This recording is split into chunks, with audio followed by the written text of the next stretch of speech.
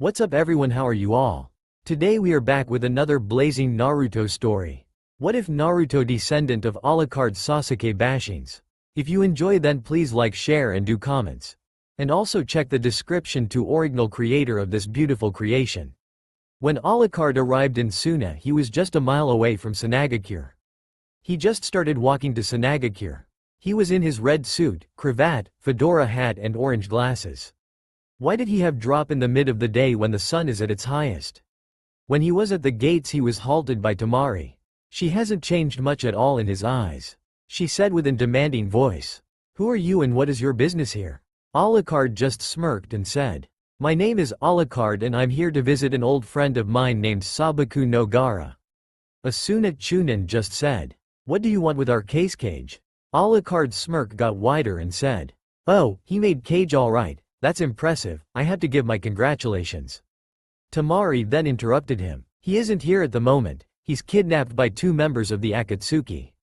Alucard frowned and commanded one of the Chunin, "You, get me something that has his smell, now." The Chunin looked at Tamari with hesitation, she just nodded and he left. "By the way, are those Akatsuki strong?" asked the Nosferatu. "Incredible strong," said Tamari while nodding. Alucard just said, "Good." It was then that a male voice butted in. They may be strong for the likes of you, but for an elite like me they're nothing." The voice belonged to none other than Sasuke Uchiha.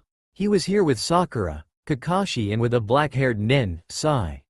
Alucard wanted to kill him but now wasn't the time. "Silence, the adults are talking," he said dismissingly. Sasuke, who was furious by the comment, was then supported by Sakura.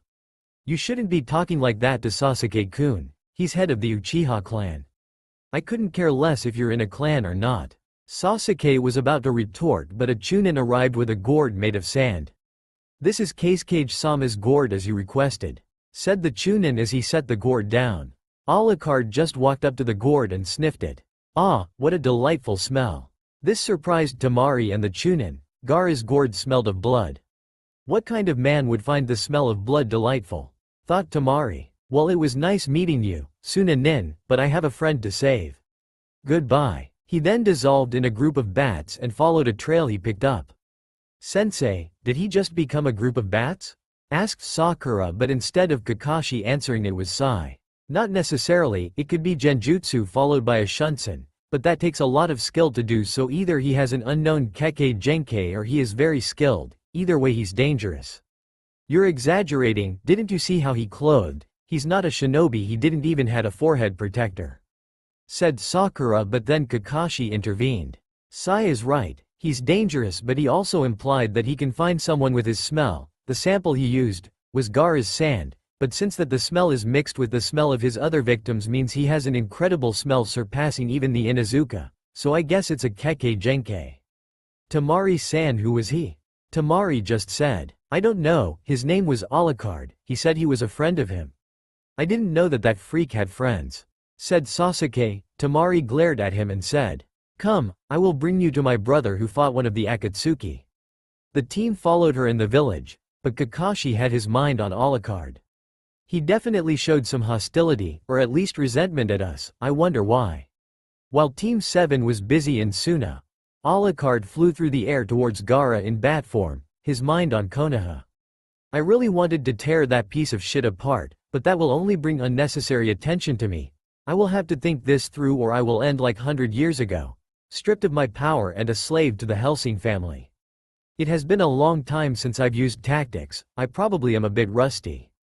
While he was thinking on his plan to destroy Konoha he arrived at an obstacle, namely a boulder with a piece of paper on it. When he arrived it was nighttime, he shifted into his normal form, looked at the boulder and said, "Open sesame." When the boulder didn't move, he phased slipped through the boulder. When he was fully formed he looked at the scene. A giant statue with many eyes which on the fingers 9 people, 7 ethereal, 2 solid. They apparently didn't notice him. In the air was Gaara suspended in some kind of energy, probably chakra. He then stepped to the 9 people, announcing his presence to them. One of the people, he apparently had ringed eyes, spoke. "It seems that we were followed. The ritual will have to wait until he has been eliminated. Deidara, Sasori, kill him." With that, the 7 figures and the statue disappeared and Gaara fell on the ground.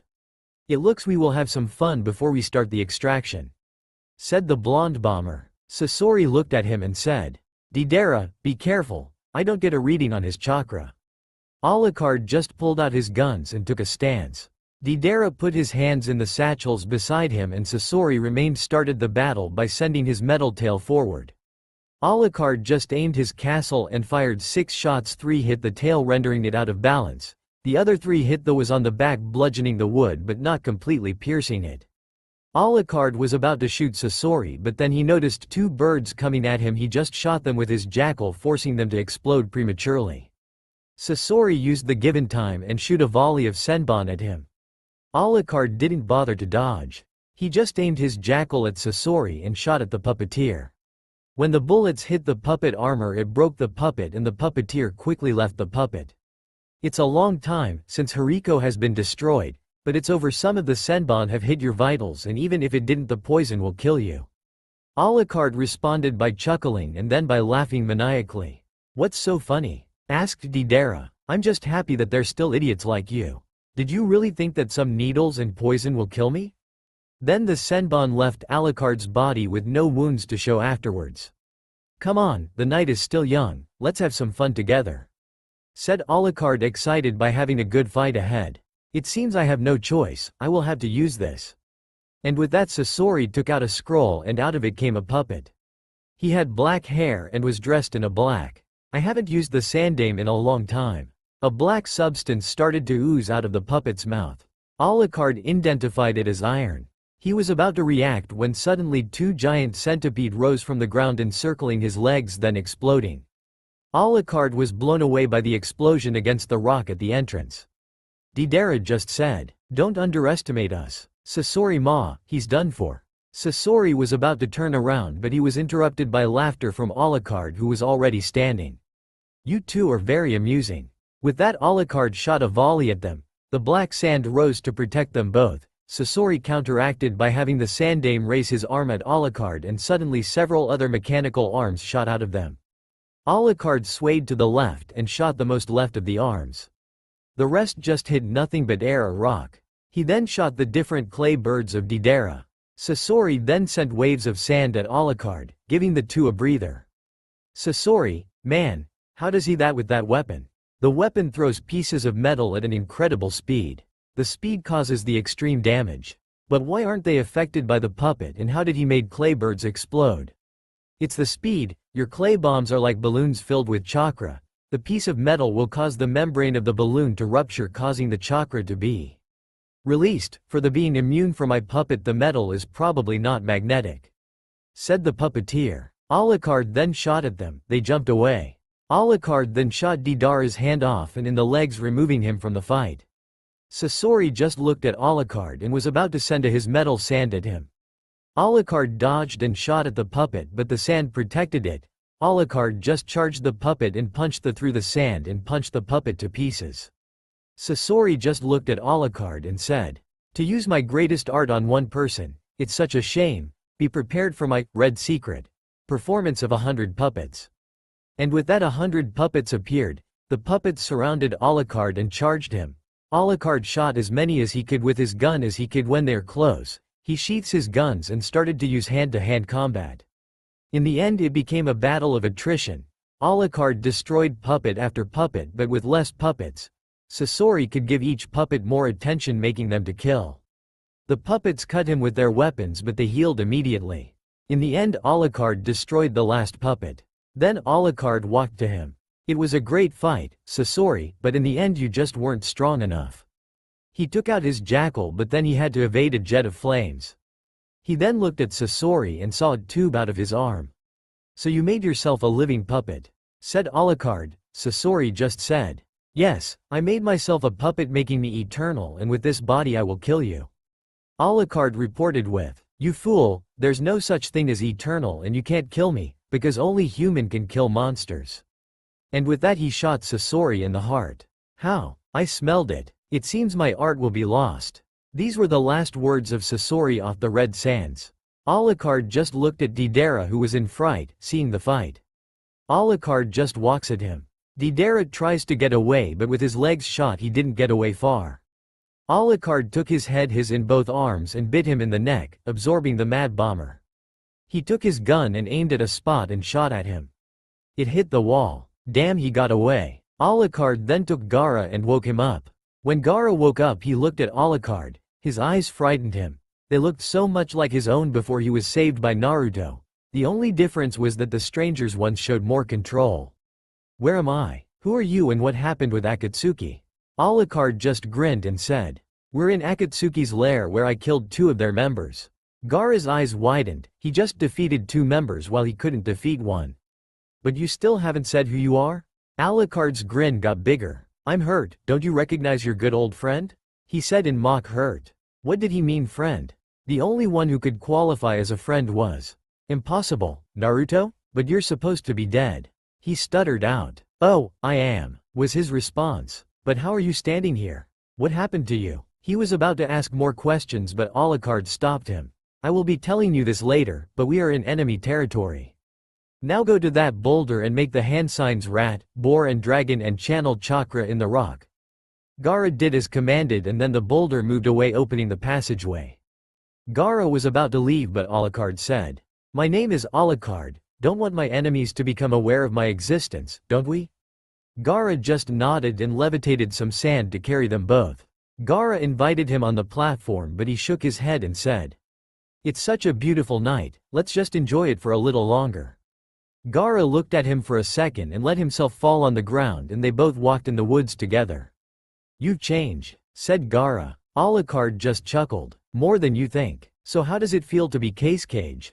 Gaara glanced at him. It feels good, to be respected, to be loved. Is it respect or is it fear? Do they love you or do they secretly despise you? Do they see you as a great leader or do they see you as someone useful? Asked Alucard in return. What do you mean? Of course they love, respect me and see me as a great leader, otherwise they wouldn't have made me Cage. Said Gaara, afraid that all his efforts would be in vain. Not necessarily, they could have thrown you a bone. With the dead of the Jinchuriki in Konoha, they would be afraid that you, their weapon, would turn against them. So they give you the pretense that you still had a chance to be loved. They even would give you the title of Cage. It would seem of course that you pull the strings while instead they pull them from your shadow. You would be nothing then a dog, their well-trained guard dog. Are you saying that all my efforts are in vain? Asked Gaara. I don't know, but we'll see. I'm just saying how it could be. Said Alucard. They continued to walk until they met the edge of the forest at dawn. They then arrived at a meadow. On the meadow were several Suna nin with Temari, Chiyo and the 4 Konoha ninja. The pair slowly walked to them. When the group noticed them they said, Cage-sama, you're back. We thought you were dead. Welcome back. Alucard looked Gaara in the eyes and said, I guess you were right. Alucard smiled honestly at him. Gaara just looked at him and gave him a smile in return. Indeed, my friend. Thank you, Gaara. Gaara then looked at Alucard confused. For what? He asked. Alucard just said, for fulfilling my dream. Temari, why are Konoha nin here? Asked Gaara. We hired them to help with us rescuing you. I'm sorry if it disturbs you. Said Temari, a bit nervous knowing Gaara disliked Konoha since the death of Naruto. It's not a bother, but since I'm safe, we still have a use for them. Intervened Alucard. What is that? Asked Gaara. Well, you need to be escorted while the Suna nin raid the Akatsuki base for information on them. Kakashi then decided to join the conversation. That will be an extra mission. Kakashi gave himself a pat on the back for his plan to earn Konoha some money, but Alucard burst his bubble. Sorry, but this still count as the first since Gaara isn't in Sanagakure. That's a good idea. Chiyo, you take the Chunin and raid the base, the rest will return to Sanagakure. Said Gaara. My friend, I would advise you since the old woman would hide information about his grandson. Gaara looked him in the eye and asked, how did you know that? Human minds are far too easy to invade. Was heard in Gaara's mind. How did you that, and what about Shukaku? Asked Gaara in shock. Alucard just mentally chuckled. Just a basic ability and Shukaku will behave. Won't you? Asked Alucard with a predatory grin at Shukaku, who was cowering inside his gourd-formed prison. Why yes. To let Shukaku cower in fear. What are you? Thought Gaara. Alucard chuckles. Dead, I will leave your mind. For the outsiders it looked that Alucard and Gaara had a staring competition. Gaara broke the gaze and said, "I'm sorry Chio, you will return with me, Tamari you will lead the group, the base is at the center of the forest inside a cave."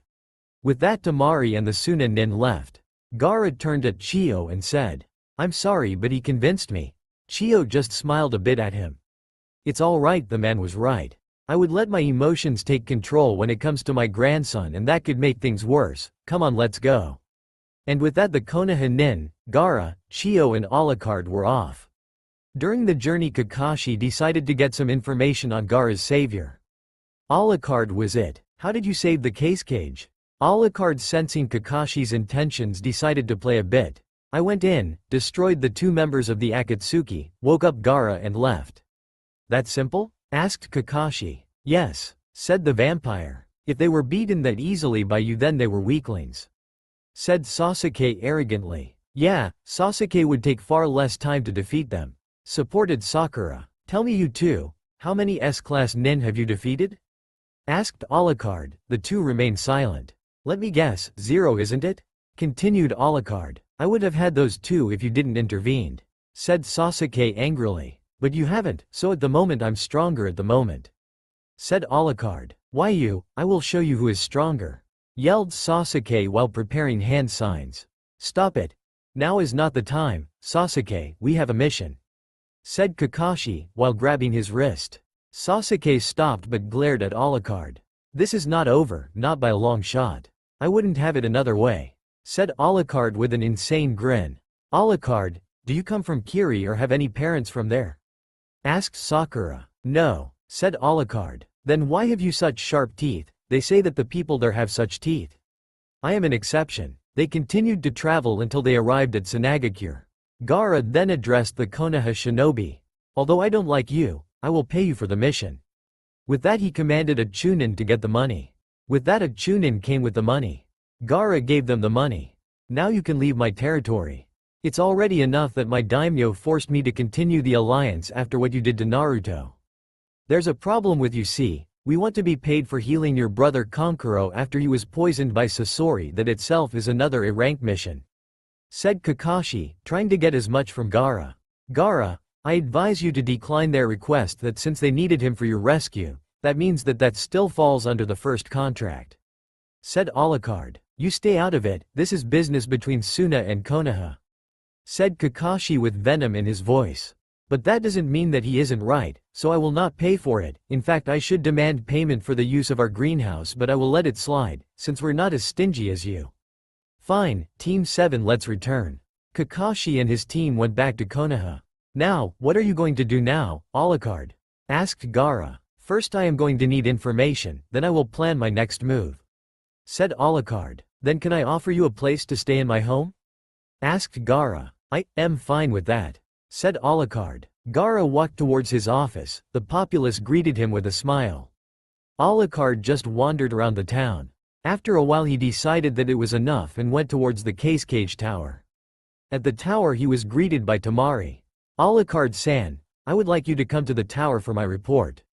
There are some things that doesn't seem right, maybe you can help me with them." Together they walked to Gaara's office. Tamari knocked on the door. "Come in," said Gaara. When they entered Gaara's office Kankuro was by his side. When he saw Alucard, he was a bit intimidated but he didn't let it show. "Tamari, who is this guy?" Tamari was about to respond but Gaara beat him to it. "He's an old friend of mine, he saved me from the Akatsuki, defeated 2 members." Kankuro paled when he hears that. "So you defeated Sasori of the Red Sands?" Alucard just added. "And Deidara the Mad Bomber." Kankuro paled even more. "So Tamari, do you have found something in the cave?" "Yes, we found a lot of puppets in the room, but there were some abnormalities." "Like what?" asked Gaara. "The first thing were pieces of silver, also pieces of a gold alloy. They were all around the cave and some were even found in the puppets. I suppose they have to do something with Alucard's abilities." She then showed them a bullet and looked at Alucard. "Am I right?" Alucard just nodded. "The other strange thing was that the only part of the 2 was an arm. I don't know where the rest of the bodies are." "Alucard, do you know something about it?" "Yes, Sasori's body should be with the puppets and I disposed off Deidara's body." Kankuro just looked at Alucard. What do you mean with the puppets? He made himself a human puppet, the only human part of him was a purple round container. He also made the Sandame cage a puppet. The three looked at Alucard with wide eyes. Gaara was the first to return his bearings. I will label this as a kinjutsu. It's just immoral. Kankuro was about to protest but he then thought about it and remained quiet. Gaara then continued, "Is that all, Tamari?" "Yes, Gaara." He then aimed his attention at Alucard while making a sound barrier from sand. "You owe me an explanation, Naruto." The two siblings looked at Alucard in shock. "What?" they yelled. "You look like you're seeing a ghost," said Alucard calmly. "How did you survive?" asked Tamari. "I didn't." "Huh, how is that possible?" asked Kankuro. "Simple, I'm dead." Seeing that is it going to be a long conversation. "Gaara, could you do me a favor and get me a blood packer too?" said Alucard. Gaara made 3 chairs of sand. Alucard, Tamari and Kankuro sat down on the chairs. "Fine, now tell me what happened at your execution." "I'm not quite sure, I think that after my death, I was being dragged inside a new body with my memories sealed, but during an event, the rape, I regained them," explained the Nosferatu. "What was that event?" asked Tamari. "It's a personal one," said Alucard. They were talking but then a sand clone of Gaara came in with a blood pack. Alucard just conjured a glass out of nowhere. The trio just stared at Alucard. He then took the blood pack from the clone, he ripped the corner of the pack and poured his glass full with blood. He placed his glass on the table, took a rubber band out of his coat and tied the blood pack stuck. He placed the blood pack on the table and took the glass and stirred it. He then took a sniff of the wine and took a sip. A male, 55 years old with blood group AB positive, not bad. A strong, well-aged flavor. The three still looked dumbfounded at Alucard. Alucard noticed it. "Where were my manners? Do you want some as well?" The three snapped out of it. Gaara was the first to respond. "Sorry, but we had to decline." Tamari was shocked by the polite response of his brother. "Gaara, how do you allow him to do such things? He's drinking human blood, that's just wrong." Gaara just remained impassive. "As I see it, he's not completely human, so he's eating like a normal person is eating food. It's just wrong, can't he just drink animal blood?" muttered Tamari, knowing his brother was right. "Animals can't sustain us, it would only slow down the rate we degenerate." "Do you still have more questions?" asked Alucard. "Yes, what are you?" was the question from Kankuro. "I'm a vampire, a child of the night. And vampires drink human blood to sustain themselves?" Alucard just nodded. "Do you have other powers?" asked Gaara. "I can't tell them all, since we can't be sure that we aren't overheard. But let me tell this. We have superhuman strength and speed, enhanced senses and advanced healing. Anything else?" "Not that I could think of." With that, Gaara let the sand barrier fall. Tamari just wanted to leave quickly. But Kankuro asked Alucard something. "Since you drink blood like we eat food, do you have a favorite flavor?" Alucard smirked and said, "I do love female virgins and blondes, just leaves such a refined aftertaste." Tamari paled and left the room as quickly as she could. Kankuro left the room, leaving only Gaara and Alucard. "That was a mean thing to do, Alucard. I seriously meant everything." Gaara then aimed some killer intent at Alucard. "You will leave my sister or any inhabitant of Sanagakure alone." Alucard just shrugged of the killer intent. "I didn't had any intentions of the kind." With that, the killing intent was gone. "So what are you going to do now?" "I don't know yet." Alucard wanted to leave but a Chunin came in. "Cage-sama, I have bad news." The Cage looked at the Chunin and said, "Go on. Konoha has invaded and took over Wave Country." Gaara's eyes widened. "What?" He was about to continue but he was stopped by the laughter of Alucard. "Gaara, I know what to do now, I'm going to Wave Country." Alucard was walking through the woods. He was at a clearing that served as part of the border between Suna and Konoha. He was then stopped by a ninja, judging by the headband on his forehead. "Halt, who are you and what are your intentions?" He was short and from the looks of it a genin. The genin had brown upstanding hair, wore a green jacket with gray pants and a blue scarf. Alucard recognized him as Konohamaru. He remembered how the boy denounced him as his Ni-san. Flashback. Dungeon before execution. Naruto was in his cell waiting for the next beating or session, whichever came first. Suddenly he received a fist in his gut. So another session, he thought. He noticed that the fist was small, so he deduced that the Sandame's law wasn't in effect anymore. He then looked up and saw the face of Konohamaru. Naruto's face remained impassive even when he saw the forms of Moegi and Udon. So you too, Konohamaru, Moegi, Udon? He was then slapped by Moegi. Shut it, demon. You are the reason why most of our family died, they died battling you, I hate you. She now was crying tears. Naruto didn't say anything. The trio just turned around and left. Konohamaru just took a last glance. With that they were gone. Flashback end. Maybe they have changed their ways after 3 years. They did become older and hopefully smarter over the years. He then looked at Konohamaru's mind and saw that they haven't changed a bit. Oh, well guess not. Alucard then sent a mental command to the poor boy. The boy then tremblingly took a kunai out of his pouch. He brought the kunai to his neck, the trembling intensified. The knife then cut his skin. Konohamaru began sweating. He was about to slice further, but he was stopped by a gloved hand. The hand belonged to Ebisu. His attire hasn't changed at all since Alucard had last met him. He was accompanied by 2 other genin. They were Moegi and Udon. Honorable grandson, what are you doing and who is this guy? Asked Ebisu, while looking warily at Alucard. Konohamaru looked at the ground. I don't know, I had this sudden urge to slit my throat, it was really strong, I couldn't resist it. Ebisu then glared at Alucard. That was a genjutsu, but instead of affecting the senses, he affected your desires directly. It means that he's a extremely skilled genjutsu user, so be careful, honorable grandson. Now who are you and what are your intentions? Alucard just smirks and said. I'm just a traveler passing by. Ebisu narrowed his eyes. Name? You may call me Alucard. Do you have any authorization to pass this border? Alucard didn't say anything. Then I'm afraid we can't let you pass. Come back in a few days, it's just that we have had a raid by Akatsuki, a week ago. Alucard just ignored him and started to walk towards Wave. He was then stopped by a kunai aimed at him courtesy of Ebisu. I will state it again, you're not allowed to pass this border. We will enforce even if we have to resort to violence. There was a silence between the two until an almost inaudible whisper was heard. Do you think that you can stop me? Ebisu just pushed his glasses up and said. I know, we can. Alucard just started walking and said. You're welcome to try. With that the battle was started. Konohamaru charged him and engaged him in hand-to-hand combat. He threw a punch at him. Alucard just sidestepped and drew his castle and dodged a kick aimed at him by Konohamaru. He then aimed at Udon, who noticed the fact that Alucard aimed at his arm and dodged the bullet. The bullet still grazed his arm. Meanwhile Moegi and Ebisu started to do hand signs. Right under Alucard's feet spikes raised out of the ground. Alucard dodged them with ease by jumping backwards. Moegi used a genjutsu on him but it didn't work. Alucard just aimed at Udon again, who was drawing on the floor again. He rolled away, this time evading the bullet perfectly. At the same time Alucard aimed a punch at Konohamaru, who dodged by doing a backflip, placing him beside Ebisu. Moegi then asked a question.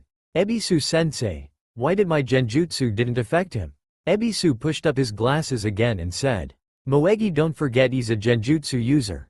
He probably recognized your hand signs and dispelled genjutsu immediately, now switch to formation 2. This time Moegi drew 2 kunai. She charged and slashed at the vampire. Alucard just dodged and aimed at Udon again, who jumped away just in time. Ebisu and Konohamaru both prepared their own technique. Earth style. Earth Dragon Bullet. With that several balls of mud were shot out of a dragon made of mud, at Alucard. Fire style. Fire Dragon Bullet. Konohamaru blew a stream of fire at the mud bullets, which caused them to ignite. Alucard skillfully dodged the flaming bullets thrown at him. Ebisu just smirks and said. You fell right into our trap, now everyone. Ebisu, Konohamaru and Moegi each jumped away to one of the places where Udon had been drawing on the ground. At those places a seal glowed, they pumped chakra into them while saying. Gravity Enforcement Seal. Alucard was then pulled towards the ground. He fell first on his knee, then his hand and after that his entire body. Ebisu then started his explanation. You see, you made a good choice to attack Udon-kun first, since he was the main part of our plan. He was drawing the gravity enforcement seal. It increases the gravity between the 4 seals several times. It's over. The 4 started through hand signs. The 4 cried out. Fire style. Great fireball technique. Alucard was hit from all sides by a stream of fire. Seeing that his opponent was incinerated, Ebisu turned around and said, "Well done team, now let's return to base 2. But he was interrupted by laughter. What the? He turned around but was then punched by a red blur. Ebisu crashed through a tree and slammed against next one. Unable to move since his spine was damaged, he looked up and saw to his surprise that it was Alucard. On his coat were embers visible. How? He asked. Alucard just looked at him and said, "How what? How did I survive the fire, or how did I escape your little seals?" "The seal." Alucard just smirked. "I'm just strong to lift the extra weight due to the seal." Ebisu's eyes just widened. "Such strength, why didn't you kill me?" Alucard's smirk just widened, his eyes gleaming with pleasure and madness. "I still have some use for you, now to deal with the small ones." He turned around and walked towards the trio who were talking. "Konohamaru-kun, our plan didn't work," said a distraught Moegi. "And Ebisu-sensei is defeated, what do we do?" added Udon. They both looked at Konohamaru, who was having an internal debate. He looked at Alucard and then at his teammates and said, "Guys, we have to use that jutsu." The two other members looked surprised at him. Even if he made it? Konohamaru looked he had to swallow a bad pill, but in the end he swallowed and said, "It's the only way we can survive, so unless you have another plan we will have to stick to this one." Moegi and Udon looked at Konohamaru and nodded, determined brimming on their faces. The three then looked at Alucard, who was slowly walking towards them. They started to building up chakra and cried out, "Jutsu!" The trio each transformed into a well-endowed female. They were all nude, their private parts covered by a wisp of smoke. Alucard didn't show any sign of stopping to the trio. When Alucard was in front, he flashed his razor-sharp teeth. The trio transformed back and huddled together in fright. Konohamaru then asked a question. "How did you resist this jutsu?" "Nobody ever did." Alucard just laughed and then answered with a question. "That technique didn't work on me, because I am its inventor and creator?" Moegi then answered, "No, it can't be true, its creator is dead, he died 3 years ago." Alucard just smiled an insane smile and started to transform into the form of Naruto. He then said in his old voice, "If you want the title of Hokage, you will have to beat me first." Moegi, Udon and even Ebisu were so shocked by this revelation that they couldn't react.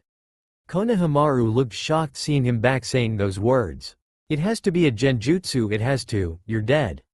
He made a hand sign and tried to dispel the genjutsu, but to his surprise, the image of Naruto still stands there. He tried several times, but he still stood there. "How is this possible? You're supposed to be dead." "I am dead, and you will be soon." He transformed back and pulled out his gun and placed it in front of Moegi's mouth and shot. The blood splattered on the two other genin of the squad. He then slowly walked towards Ebisu. "You will not get away with this, Konoha will have your head for this." Alucard just laughed. "Let them try, many have tried it, it will be a glorious fight. I will crush them." He then bit Ebisu in the neck and started to suck Ebisu's blood out of his neck. Alucard then threw the body of Ebisu away. Konohamaru, seeing his sensei killed, got out of his shock and shouted, "You monster, you killed them both. I will kill you." He then went through hand signs and called out, "Fire style. Double fire dragon missile." With that, 2 dragons came out of his mouth and charged at Alucard. Alucard was then engulfed by the 2 dragons. Konohamaru was relieved that Alucard was dead, but to his surprise he was still standing. Alucard then charged at him and bit him in the neck. Konoha was immediately dead. Alucard then started walking towards Udon while drinking from Konohamaru's corpse. Udon crawled away from Alucard in fright. "Monster, get away from me." Alucard dropped Konohamaru's body from out of his mouth and said, "People keep telling me that, and what makes that you standing against me? A man, a dog, a monster, or even worse, a coward?" Udon's eye widened. "Yes, I know, at a moment during your sealing training you realized that it was possible to stop the intent of a Biju once he was sealed. You also realized that I wasn't the Kyuubi, but you didn't tell anyone of this revelation. You didn't even tell your best friends out of fear. You're nothing but a sniveling coward, you're the lowest of the low, you don't deserve to live," he said venomously. After that he bit Udon in the neck harshly and started to suck the blood of Udon. When he had his fill he dropped the corpse on the ground. Suddenly the bushes started to rustle, but Alucard didn't pay attention. Out of the bushes came the body of Ebisu, but he didn't look the same. His skin became purple and some parts were already missing. His eyes were red with a purple glow. He became a ghoul. Then Konohamaru's corpse started, and quickly after that Udon's corpse rose as well. Alucard just walked towards Wave and said, "Ghouls, follow me, we have a country to conquer." On a misty morning in Wave, the two eternal Chunin, Izumo and Kotetsu, were busy doing guard duty on the newly named Great Uchiha Bridge. The bridge was also redecorated with flags of Konoha and the clans of Konoha, especially the Uchiha clan. At the end of the bridge was a gate made of wood which was currently closed. The two Chunin were obliviously bored. And here I thought that conquering a nation would be at least a bit more fun. "Izumo, wanna play a game?" "Alright. What game should we play?" asked Kotetsu. They both thought about it, but before they could come up with something they heard a smooth from the mist. "What about catch?" Before they could answer, kunai came flaying at them. One hit Izumo in the shoulder and another one hit Kotetsu in the stomach. The rest just missed. They then looked up and they both saw Alucard without his hat and glasses coming at them. "It seems that my ghouls can't throw that well, but still enough for the task at hand. And what about you two? You were supposed to catch them. Didn't you want to play? And here I brought you some playmates for you." The two Chunin saw then three figures through the mist. When they recognized them, they gasped. "Those are," said Kotetsu, "Ebisu, Udon and Konohamaru. Aren't you happy to see them?" asked Alucard in an amused voice. The two looked at Alucard with anger, hate, but also fear. "You bastard, what did you do with them?" Alucard just said. "They thought they could stop me. They lost, so they are my obedient slaves, and so will you." They both were startled by this piece of information. Izumo recovered first. "We will never submit." Alucard just laughed softly. "You don't have to." He then opened his mouth, showing his razor-sharp teeth, and bit down on Izumo, who screamed. "Izumo!" shouted Kotetsu. He then pulled out a scroll. Then a puff of smoke appeared and with it a mace. He jumped in air and swung his mace downwards. The force of the smash destroyed the ground and dust flew in the air. Kotetsu looked at the cloud, his mace still on the spot. "That bastard is dead, he took my mace head on. I'm sorry Izumo, but the moment he bit you, I knew that you were beyond saving. I will make sure you are to be honored." When the dust cloud dispersed, Kotetsu was greeted by a scene he hadn't expected. In a small crater stood Alucard, one knee, still sucking the blood of Izumo. His hand, which was bleeding, was holding the mace back from destroying himself and his victim. Alucard then stood up, lifting the mace in air. Kotetsu was forced to release his mace. Alucard then threw it away. Kotetsu then took out a single-edged, oversized, curved kunai. He then charged Alucard, who just waited. Just before Kotetsu was about to strike him down, he caught the kunai in his hand. "I caught you." With that, Alucard bit down on his trapped opponent. He screamed before he went down. Alucard then walked towards the gate and kicked it. The gate broke down under the power of the kick and flew open, revealing the capital of Wave, the only place worth conquering in Wave. Free of the tyrant Gato, it had the resources to grow, so in 3 years it tripled in size. What once were buildings of wood are now buildings made of stone. The streets were also made of stone instead of the mud and dirt it once was. At the sides of the streets were lanterns illuminating the city at night. At the center was an enormous bazaar. Around the capital was a wall protecting the village from bandits or other attackers. Alucard's vampiric eyes even determined an old-fashioned theater in the same style as one out of London in the 16th century on the other side of the city behind the wall. At another edge of the capital you could find a large haven. The only thing that was missing were people. There wasn't a single person in the vicinity. Alucard extended his senses and found a mass of people at the bazaar and few people scattered around the city in groups of 4. It seems that the people are being gathered. This makes it easier to fight. "Ghouls, one of you will stay guard here. Of the rest, half you will go left, the other half will go right. Kill everyone wearing a forehead protector and turn them in ghouls. Half of the ghouls that are turned will guard that part of the edge of city. When the groups reach each other, wait for new orders." His eyes glowed, then intensified for a moment. The ghouls then started to split up and march in their respective direction. Alucard then started walking towards the bazaar. Meanwhile, the commanders of the invasion force were waiting in the city hall for their speech to the people. Wave. The commanders were Tenten, Neji, Lee and Shikamaru. They all managed to get promoted to Chunin, and Neji even became Junin. They didn't change much over the years, they just became older and changed their clothes. Shippuden, Lee was as usual restless. Yash, we've conquered those unyouthful demon worshippers. Now we just have to introduce the new youthful rules. If I can't do, I will run 100 laps around wave on one hand, if I can't do that I will. Tenten, annoyed by Lee's antics, sighed and punched him on the head. Lee, calm down, we will make sure that they don't even mention its name. Troublesome. Luckily was the invasion itself very simple. We just had to bribe their guards and mobilize our own troops. Everything went according to plan. Said Shikamaru. You're right, Nara-san. Fate decided that we would be victorious. Still, I have unsettling a feeling about this. Said Neji, who has fallen back in his fate business after the execution. Tenten sighed again and said, Neji, you're overthinking it too much. Everything is alright. You're probably... Neji was about to continue, but he was then interrupted by a call coming from one of the guards via the radio system. Command Center, this Alpha 1. We're under attack, can you hear me? We're under attack, said the guard distraught. On the background you could hear the sounds of screaming and jutsu being thrown. Alpha 1, this command center, who is attacking and with how many are they? Asked Shikamaru. It's only one, but he's a monster, we're being slaughtered by him. The commanders could clearly hear the blood squirting out of the man's body. They could even hear Alucard sucking the blood out of the ninja's body. Neji, what's the situation? Asked Shikamaru, taking his role as commander. Neji activated his Byakugan and searched the entire capital. I'm already on it. It seems that the enemy isn't alone. He has an invasion force that moves around the edge of the city. It seems that they're moving at a steady pace. They also leave 2 men at strategic post as guard. They're trying to box us in. Their chakra is strange though, it isn't moving through coils anymore. It's more like that their body contains their chakra and that the chakra is moving rampant inside their bodies. Do you have anything to identify them?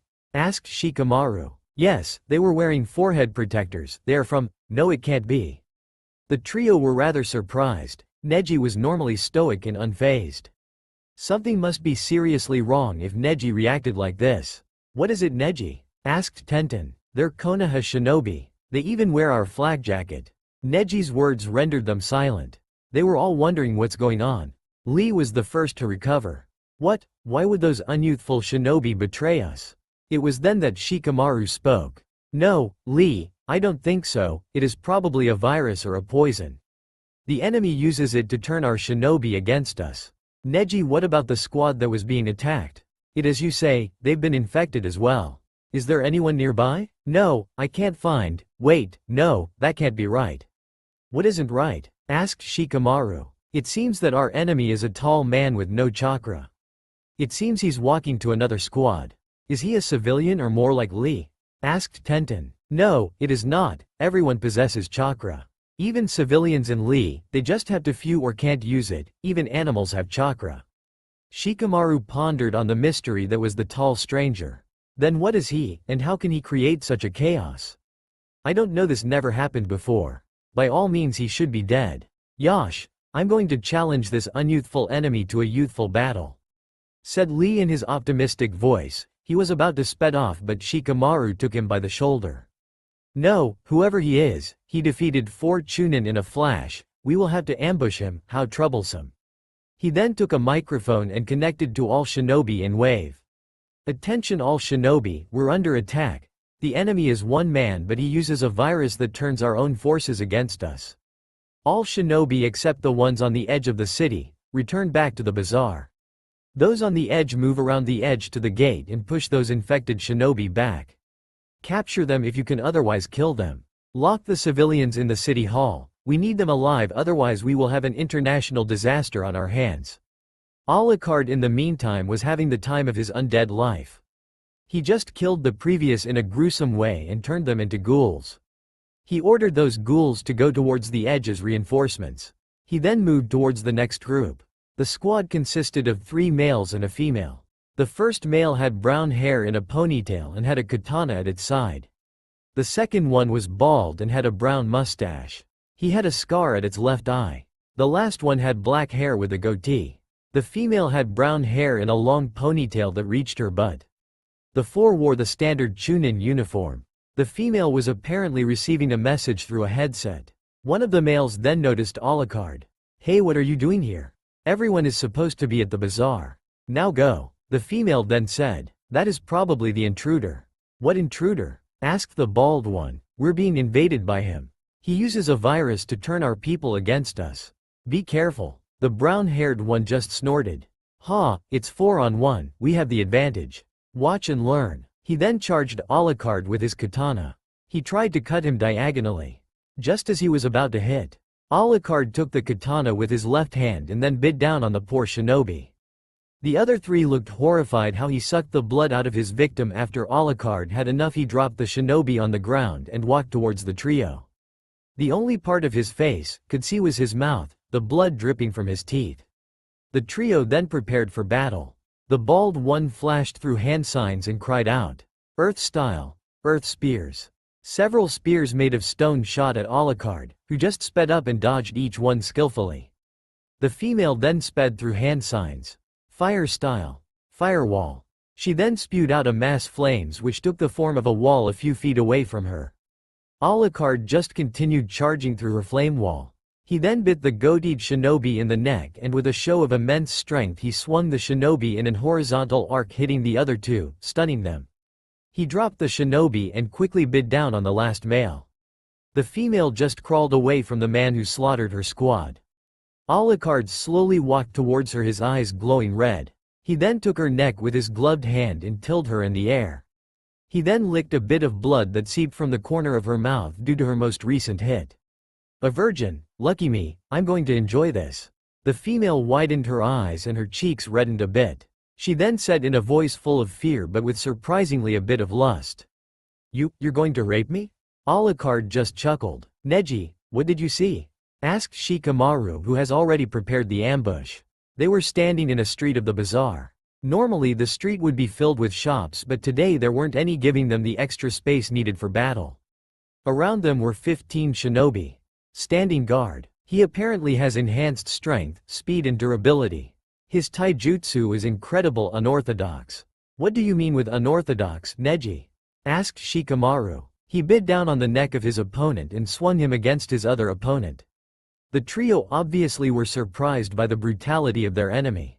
Lee then commented, "How unyouthful. It's not all. He also is a cannibal and has a taste for female virgins," added Neji. Out of all the information they got, this was the most disturbing one. Shikamaru, Lee and Tenten became a big green. When Tenten comprehended the female virgin comment, she became red with anger. "What?" growled Tenten. "What an unyouthful behavior." Yes, he licked a bit of blood from the female. He then determined that she was a virgin and proclaimed that he was lucky and that he was going to enjoy it. "Did he rape her?" asked Tenten in distraught. The others didn't fault her. Even the most battle-hardened kunoichi feared rape. No, instead he pierced her chest with his hand and started to lap up her blood. He's still doing it, by the way. The female is still alive, but not for long, judging from the amount of blood lost. "I'm going to kill that bastard," growled Tenten, feeling sympathy for the fallen female. Lee then placed his hand on her shoulder. "We will, Tenten-san." Normally he would shout about youth and other stuff, but even he knew that now wasn't the situation for it. After that a silence ensued. After a while Shikamaru broke it. "How are the fights on the edges doing?" Ghoul point of view. "We have made good progress on completing the orders of Master. We became a group of 8. We are approaching the next group. I see a forehead protector, so I throw some shurikens at it. I miss, the others threw as well, most of them missed as well. Some shurikens hit the men with the forehead protector. They all slump down, they're dead. I start walking towards them. I've reached one of them. I take a piece of him and start eating it. Others are doing the same thing. The dead men then started to change, becoming one of us, servants of Master. 2 of them are staying, the rest of us are going around the edge of the town, turning them into servants of Master. This time they saw us, we threw kunai at them, but a wall of stone rose and the kunai hit the wall. The wall obstructed our path. One of us has reached the wall and starts scratching and punching, but the wall still stands. Then one of the men said, "Earth style, earth spikes." Suddenly spikes appeared on the wall. The one punching the wall was hit by the spikes in the heart and was dead. It did not matter. We continued to charge the forehead protector's wearers. One of the men jumped in the air over the wall and shot a ball of fire at us while saying, "Fire style great fireball. Almost every one of us is dead." Suddenly the rest of us are being pierced by stone spears from the ground. They hit my brains. I can't continue, sorry master. I'm free, thank you guys. End. It seems that the infected have been killed by the opposition. Their transformation made them lose their ability to use chakra. It also released their speed and intelligence. Reported Neji. Shikamaru then sent his troops to sweep out the rest of the city. Why did he send them to their doom? He knew that they weren't a match for our defenses. What did he hope to accomplish with them? Pondered Tenten while thinking of ways to mutilate Alucard. Shikamaru provided her the answer. He probably thought that we couldn't fight against our own men. It would also demoralize our own forces. Or I just didn't care what would happen to them. Came out of an alley. The ninja turned their head towards the alley. In that alley appeared two blood-red eyes. Alucard then stepped out of the alley, showing himself to the ninja. Shikamaru stepped forward and addressed the ancient vampire. Who are you and what do you hope to gain by this? Alucard just placed an amusing smirk. I'm Alucard and I'm going to liberate Wave. Your chances are quite low. You're seriously outnumbered. Alucard just continued smirking. This surprised most shinobi, but angered Tenten. Why are you smirking? You blood-sucking bastard. I'm just pleased that's all. I'm going to have a great fight, so come, attack me. Shikamaru just sighed. How troublesome. Go. With that several shinobi came out of the buildings on the street they threw together with the other 15 shinobi. Kunai and Alucard. Most of them missed him, the rest he dodged. The entire area around Alucard was filled with kunai. All the kunais suddenly started fizzling, revealing that they all had explosive tags. Alucard jumped into the air evading the explosion. Out of the dust cloud of the massive exploding came two dragons made of smoke spiraling each other. Out of the smoke came two unfolded scrolls still spinning in the air. Tenten was in the middle. Twin rising dragon. She then began to unseal weapons from kunai to swords, out of her scrolls and threw them at Alucard. He responded by drawing his jackal and castle and shot each weapon, making them useless. Tenten then fell on the ground, followed by Alucard. Alucard was about to aim at Tenten but he was held back by something. He looked at the ground and saw a shadow connecting to his shadow.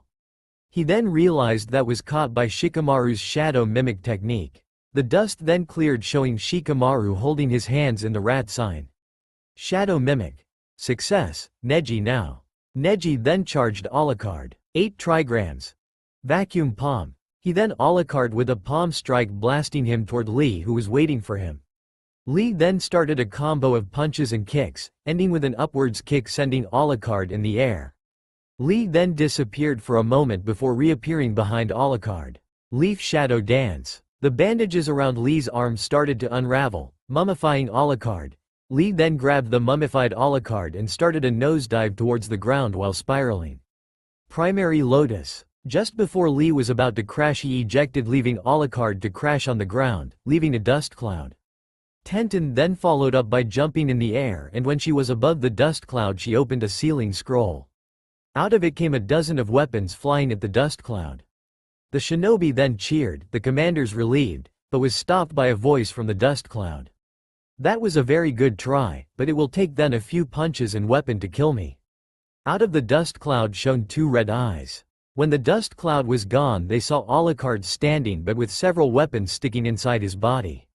One of the weapons sliced his left cheek open, revealing his sharp teeth to the world. The weapons were slowly pushed back out of his body. His cheek was also being repaired. Alucard then started shooting shinobi. Most shinobi were shaking in fear of the display. They were blown to pieces by Alucard. The more experienced shinobi barely dodged the bullets, but second one then followed, killing them. The commanders just looked at the massacre in fear. None of their man was spared. Shikamaru was the first to snap out of it. Neji, Tenten, Lee, keep him busy. I need some time to think up a plan. Shikamaru started his thinking pose. Team 9 snapped out of their stupor and then prepared their next techniques. Tenten lobbed a giant scroll over Alucard. The scroll started to shoot weapons at Alucard with such speed that they became white streaks. Weapon control. Heavenly metal disaster. Alucard just responded by aiming his guns up to the sky and started shooting. Most of the weapons are hit but some slip through, hitting Alucard in his arms and shoulders. Alucard ignored it and continued shooting. When the barrage ended he aimed his weapons at Tenten and started shooting. Neji quickly stepped in front of her and started spinning. 8 trigrams. Rotation. A dome of chakra appeared stopping the bullets from hitting Tenten. Lee had opened 3 of his inner gates. He then charged Alucard. Alucard shot at him with his jackal, but Lee just dodged.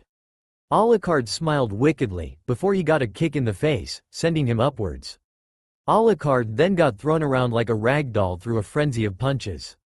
Lee then prepared to punch him downwards. 4th gate. Open. He then disappeared for a moment and punched him downwards. Alucard shot like a rocket towards the ground, but he was pulled up by a bandage attached by Lee, who prepared for a simultaneous kick and palm strike. 5th gate.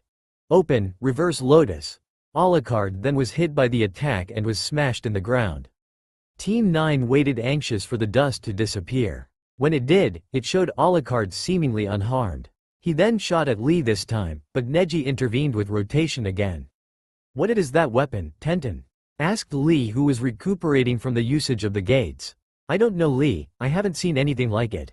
It's a mini kunai launcher, it throws piece of metal at high speed," said Neji. Tenten then asked, "Do you see any weaknesses?" "Nothing, I can't think, we just have to wait till he runs out," responded Neji. He took out a kunai and was about to charge, but Shikamaru stopped him by placing his hand on his shoulder. "Neji, stop it, I will take over, take a break you 3. "Shikamaru, are you insane? We couldn't beat him with us 3 together and you will be fighting him alone. Do you have dead wish?" shouted out Tenten. "Tenten is right, Shikamaru-san, we will have to combine our youthfulness," added Lee. "For an army to function properly, they need a commander, but the soldiers will have to listen to the commander to make him useful," responded Shikamaru. Neji sheathed his kunai and took a few steps back. Tenten then called out to him, "Neji, what are you doing? Fate has deemed him to win?" Tenten was about to retort, but she didn't and took a few steps back. Lee then followed by Lee. Shikamaru then walked up to Alucard, who was waiting for him. "So the commander goes to battle, this will be interesting." Alucard was smiling insanely, Shikamaru was focused. The two didn't move for minutes, their hair waving in the wind. Alucard then suddenly jumped backwards. Just in time, because a tendril made of shadow erupted from the ground. Alucard in midair aimed his castle and shot at the Chunin, who rolled away just in time. It revealed a small holes in the streets where his feet were. Alucard then was forced to dodge several tendrils appearing from the streets. After a while the tendrils stopped appearing, suddenly Shikamaru appeared, he then slashed with his tanto. Alucard blocked with his castle. When Shikamaru jumped away he discovered his ploy and looked at the ground. He sees his shadow connected to that of Shikamaru's. "Shadow mimic technique. Success," said Shikamaru in a serious voice. Alucard just smirked. "Using that entire show just to distract me, impressive, but what will you do now you got me?" "This." He then placed his arm in a way that would allow Alucard to shoot himself. Alucard just continued smirking, clearly amused. "Oh, so that's your plan, forcing me to shoot myself? How do you know it will work? When you were fighting Team 9, I was analyzing every of your movements.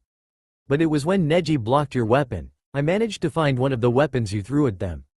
It was made of silver, but why would you use something that valuable to throw? So I came up with a theory, you use silver in case you would come across something like yourself," explained Shikamaru. "And what if you're wrong?" asked Alucard with a grin full of insanity. "Then I have blown up your head, I doubt you would survive that." With that Shikamaru forced Alucard to pull the trigger. He expected a shower of blood, but instead a cloud of dust came from the building nearby. When Shikamaru looked better he saw that Alucard had moved his head forward. "How?" Alucard just smiled insanely. "Your foolish shadow just couldn't hold me, but nice try." He then shot with his jackal. The bullets were then stopped by a blade. The blade was a broadsword in the form oversized butcher knife with a hole at the top and a half one at the bottom. It was Kabikira Bocho. The blade was beginning to crack due to the force of the bullets. The sword was held by Tenten. When Alucard saw Kabikira Bocho his mood dropped immediately. "That sword doesn't belong to you," said Alucard, his discontentment audible. "I found it so it's mine, it's not my fault no one bothered to take it," answered Tenten. The sword of a man shouldn't be in the hands of a dog. Shut up, I'm worthy of this blade, she said with a bit of fury by being compared to a dog. Then prove it, repair the blade right now, commanded the vampire in a stern voice. Tenten was startled by it. But I don't have the tools right now. She then got a punch in the stomach so fast that she couldn't react to it. She lost her grip on the sword because the shock. Tenten was blown several feet away. The punch broke several of her ribs, the pain immobilizing her for a few moments. Alucard picked up Kabikirabocho and placed it in a puddle of blood, made by a dead shinobi. You fool, this sword doesn't repair by normal means, you have to feed it. The blood in the puddle started to disappear. The cracks in the sword started to repair. Tenten looked in awe as the sword regained its former glory. Alucard to the downed Tenten. You're clearly not worthy of this sword, you couldn't hear its cries for blood. Alucard raised his arm. Now time to die. With that he started to swing downwards. Clang. The Kabikirabocho was then blocked by 10 kunai. The kunai were in the hands of 10 chunin. Lee, who has recovered from using the gates, then picked up Tenten. Just in time because the kunai started to crack under the force of Kabikirabocho. The chunin then jumped away, leaving the sword to crash into the street. One of the chunin addressed Team 9 and Shikamaru. We have dispatched the infected men. Commanders, retreat now. The commanders were startled by this, especially Shikamaru. What? How can you ask this of us? We're the commanders of this squad. Someone has to report back to Konoha. You four are the only who have the full information of the enemy, while we have nothing. You're more valuable. The 4 shinobi had a hard time understanding, but in the end they took off, Tenten on Lee's back. Alucard then addressed the shinobi. You do realize that you're going to die? Yes, but we will do so battling, responded one of the chunin. Alucard just smiled a creepy smile. Well said, dog. With that he charged the shinobi. The commanders of the wave invasion force were running back to Konoha. They've reached the bridge. When they were halfway they heard the sound of screaming. When they turned around they saw a scene that haunt them forever. The 10 chunin that were supposed to cover them were falling from the sky, kicking and screaming as they fall. Each of the chunin hit a flagpole on the bridge, impaling them. Some of the chunin were still alive, prolonging their agony. Tenten was the first to react. How horrible, does his cruelty have no limits? Shikamaru then said, we will have revenge, I will make sure of it, but we will have to retreat for now. With that they left, ending Konoha's invasion of Wave. Alucard stood in front of the city hall that held the citizens of Wave. But before he could open the door, it was pushed open. It was only a chink, but Alucard could see the many people that were trying to look through it. When they saw Alucard, who had put on his hat and glasses, they wanted to shut the door and hide. They were about to do that, but they were stopped by a loud voice. You fools, what are you doing? That man saved us from those Konoha ninja, and this how you would thank him? The crowd were ashamed by their own behavior through the man's words. When Alucard looked at the stranger, he recognized him immediately. It was Tazuna. He hadn't changed much. Tazuna then looked at him. Hello, my name is Tazuna and I'm the major of this city. And in the name of the city I want to thank you. Tazuna then waited for a name which Alucard gave. Alucard. Alucard-san, if there is anything we can do for you, just call us. A place to live in here would be nice, permanently I mean. The people of Wave were be taken by the simplicity by the request. Most of the people would demand lots of money, power and or a monument dedicated to them, not just a roof above their head. That can be arranged, but it will take a bit of time, so for the meantime you can stay in my place. My daughter Tsunami will lead you there. Tsunami then came up to him, together with Inari. She hasn't changed much as well. Inari on the other hand has grown well. He became a bit taller and let grow out his spiky black hair. He wore a gray, sleeveless, V-neck shirt together with black pants. Though people would miss it, Alucard saw that Inari had trained himself for combat. His walk and muscle showed it clearly. Please, follow me, Alucard-san. Inari, come here. With that they were off. While they were off, the people gathered around Tazuna, who then addressed the people of his city. Listen up, people. The battle with the ninja of Konoha destroyed a big part of our city. But if we work together we can repair it. But that's not the only issue. Our daimyo and his family has been killed by Konoha shinobi and was about to replaced. We do need to replace him and I ain't go doing it. So who will you choose? The people of Wave didn't know someone who could be fitting for the role of daimyo. They needed an assertive person who radiated authority, but while they made good process, most of them were still a bit meek because of Gato. The others were merchants and couldn't rule even if it was to save their life. Then one of the citizens came up with a notion. What of the one that saved us, Alucard? This caused an uproar of reactions. What, but he just came up here, isn't that a bit too early? He did save us, so I wouldn't mind. Well, we got no one better to do it, so why not? I doubt he knows about our values and such. Tazuna was a bit annoyed with the noise. Silence. Look people, I do not mind him as our daimyo and we have no one better choice, but to those who aren't sure I will become his advisor for the first years to make sure our tradition and values are known. How about it? The people were now a bit reassured that Tazuna was going to be advisor, so they agreed. Tazuna was sure relieved that they now have a daimyo and that he wasn't the one. So it's agreed, then we will ask Alucard to become our daimyo. A bit away where Alucard, Tsunami and Inari were walking. Inari was excitingly talking to Alucard. Alucard was zoning them out in favor of thinking his next step. He was taking a big risk by not taking control of Wave, but he knew that in order to win this battle he had to play his cards at the right time. If he would take forcibly control of Wave, he would only gain hostility. But if he could gain control through approval, he would win a base of operation, a source of income and the favor of other nations. He was shot out of his musing by Tsunami. Alucard-san, we have arrived at the house. He looked at the house. He noticed that it was at a different location than the previous one. It was one of the bigger buildings of the city. He then walked inside. To his surprise, the inside wasn't much different from the past. It was simple and practical, but it still had a warm feeling. Tsunami then asked him, "Would you like sleep? You must be tired." Alucard didn't mind taking a nap. He had stuffed himself and he didn't have anything better to do. "I wouldn't mind." She then guided him towards the guest room. It was a simple room. It had a bed, a dresser and a desk with a chair. It also had a window that gave a splendid view of the city, especially at night. Alucard took off his hat and glasses, placed them on the dresser. He then looked at the bed.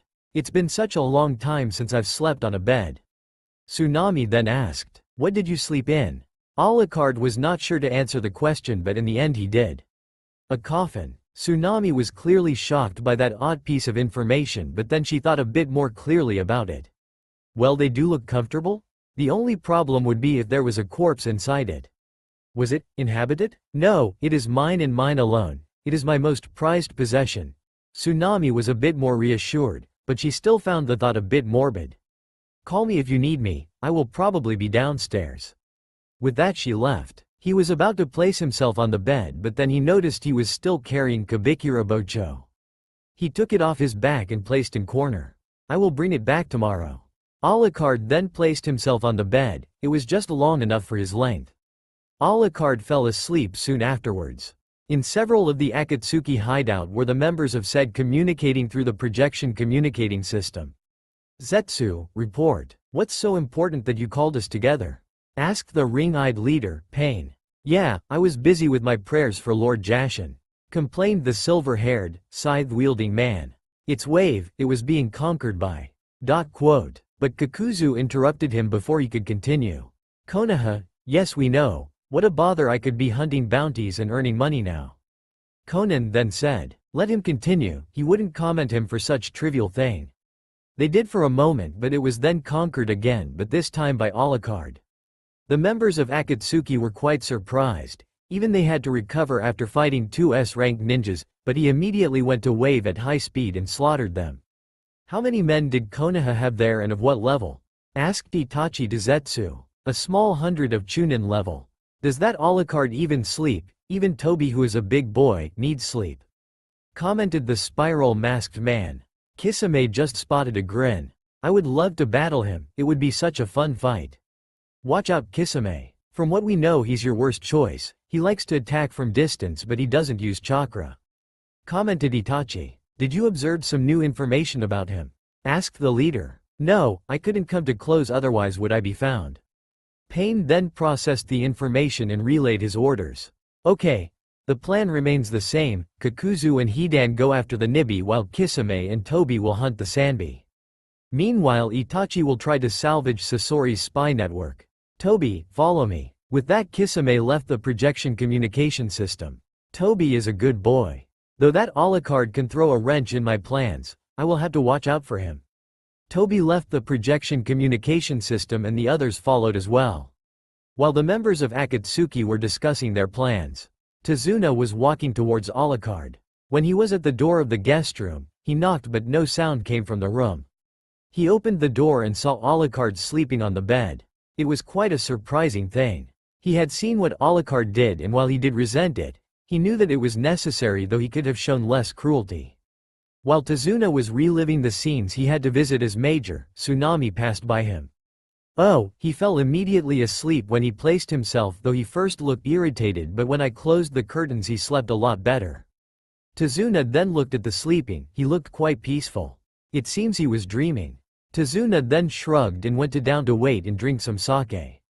Alucard's dream world. Alucard was standing inside a dream world again. He immediately took out his jackal to shoot whatever idiot that would come. You Gaki are the most crazy person I ever met. Alucard was certainly surprised to hear that voice, so surprised that he didn't shoot. He turned around and came face to face with the demon of the mist. He hasn't changed a bit since they met. Alucard was a bit taller than him. Zabuza, give me one reason why I shouldn't you and get out of this dream. Because I'm not a fabrication of your fantasy, but I'm the soul that's stored inside Kabikirabocho. I see, so the sword is even more like than I thought. Stated Alucard. You could say that. Zabuza was then forced to dodge several bullets courtesy of Alucard. Hey, Gaki, what are you doing? Said Zabuza angrily while still dodging and blocking bullets. You clearly are a dream, the real you wouldn't know. Quote, you are wrong. You see, when someone wants to wield Kabikirabocho, it takes a bit of blood, and through it, the previous wielder that's stored inside it can judge the person. Alucard then stopped shooting to Zabuza's relief. I see. Zabuza was quite pissed. Gaki, you just have been trying to kill me and you won't even apologize? Alucard just smirked. That's right. A silence ensued between the two warriors. Suddenly Zabuza started laughing. Yes, that's the spirit. It's exactly what I want to see in the next owner of Kabikirabocho. Thank you, Zabuza. By the way, why did you reject or accept Tenten? You mean the one took the sword from? The sword wasn't fed enough to start the ritual. About those memories, why did you had to have so many of them? Do you know how long I have been watching them? I had to watch every fucking one of your memories plus all the Maoris you ever received. 300 million years. Every other swordsman had only watched TWINTY years at most, but no, I've had the one with 300 million years. I thought I went to hell. He was taken out of his ranting by Alucard, who shot at him. Is that all? Yes, make sure to be a worthy owner of Kabikirabocho. Alucard then left the dream world. In Konohagakure stood the members of Team 7 before their Hokage, Senju Tsunade. Kakashi was the first one to speak. Team 7, coming back from a successful S-rank mission. Tsunade remained impassive. Report. When we arrived in Suna, we found our contractor Tamari, who was talking with a man who we later identified as Alucard. They were talking about Gaara's kidnapping and the Akatsuki. We then decided to make contact with the client. After that, Asuna Nin came with the Cage's gourd. His gourd? Why would they bring that? Asked the 5th Hokage curiously. Kakashi just continued. Alucard took a sniff from the gourd. He commented the smell in a positive way, and after that he disappeared in a colony of bats. That piece disturbed Tsunade. It reminded her of Itachi and his crow genjutsu. Was it a shunsen or genjutsu? We aren't sure, we couldn't sense any chakra. Continue. After that, Tamari guided us to his brother. He apparently had fight one of the nins that captured the cage. In the end he had lost and was brought back, where he was diagnosed that he was severely poisoned. Sakura healed him with the use of the greenhouse of Suna. Kankuro though revealed that he had caught a piece of cloth from his opponent, who was none other than Sasori of the Red Sands. I used my nin dog to find the cage. Several shinobi of Suna followed us. Tamari and Lady Chio were among them. When Tsunade heard that name, she had a nostalgic look on her face. So that hag is still alive? She always had such nasty poisons, but I always found a cure. What happened afterwards? Kakashi then rubbed sheepishly the back of his neck, alarming Tsunade. Well, we found Gaara together with Alucard walking towards us. When Tsunade heard that piece of information, she had a look of disbelief. What? So you're telling that this Alucard guy found the case cage through his gourd, infiltrated their base, saved the case cage and killed the 2 Akatsuki members all on his own? Kakashi just said. Yes, that would be correct. Tsunade then took out a bottle sake and started drinking. So tell me about this Alucard. Kakashi then started his description. He's a tall, blank man with short black hair. His teeth are like those in Kiri, while he claims that he's not coming from there. He's a strange clothing style which I never seen. He wore a blood-red overcoat that reached his ankles together with a hat in the same color. He wore some strange jacket and pants in charcoal color. He wore charcoal pants and black boots. To finish his looks he wore white gloves, glowing orange glasses and blood-red ribbon around his neck. When she heard the description of Alucard, she was quite surprised that they haven't heard of him. She would let Jiraiya get some information on him. That man would be easy recognize. But if you didn't, then how are you late? We were ambushed by a group of Iwa missing nen. We were ambushed, but in the end we defeated them. We have their heads in a scroll. We had to rest afterwards. He then threw the scroll towards her. She just caught the scroll and put it away for later. That would be all, dismissed. But before Team 7-7 could leave, they were interrupted by Team 9 and Shikamaru storming through the door. They were clearly exhausted and looked like the devil was on their tail. Tenten was the first to say something. Hokage-sama, we have bad news. Tsunade was clearly surprised to see them here. They were supposed to be gone for at least another 2 weeks. Shikamaru, what are you doing here? She said, surprised. Shikamaru then took word. We've lost Wave. What are you telling me? You said you had it. We did, but we were defeated afterwards by a man named Alucard. When Tsunade and Team 7 were having a mini stroke when they heard the name Alucard. Did you just say Alucard? Yes, do you know him? Asked Tenten. No, but he interfered in a mission of us. It seems that we have to inform the council and clan heads of this revelation.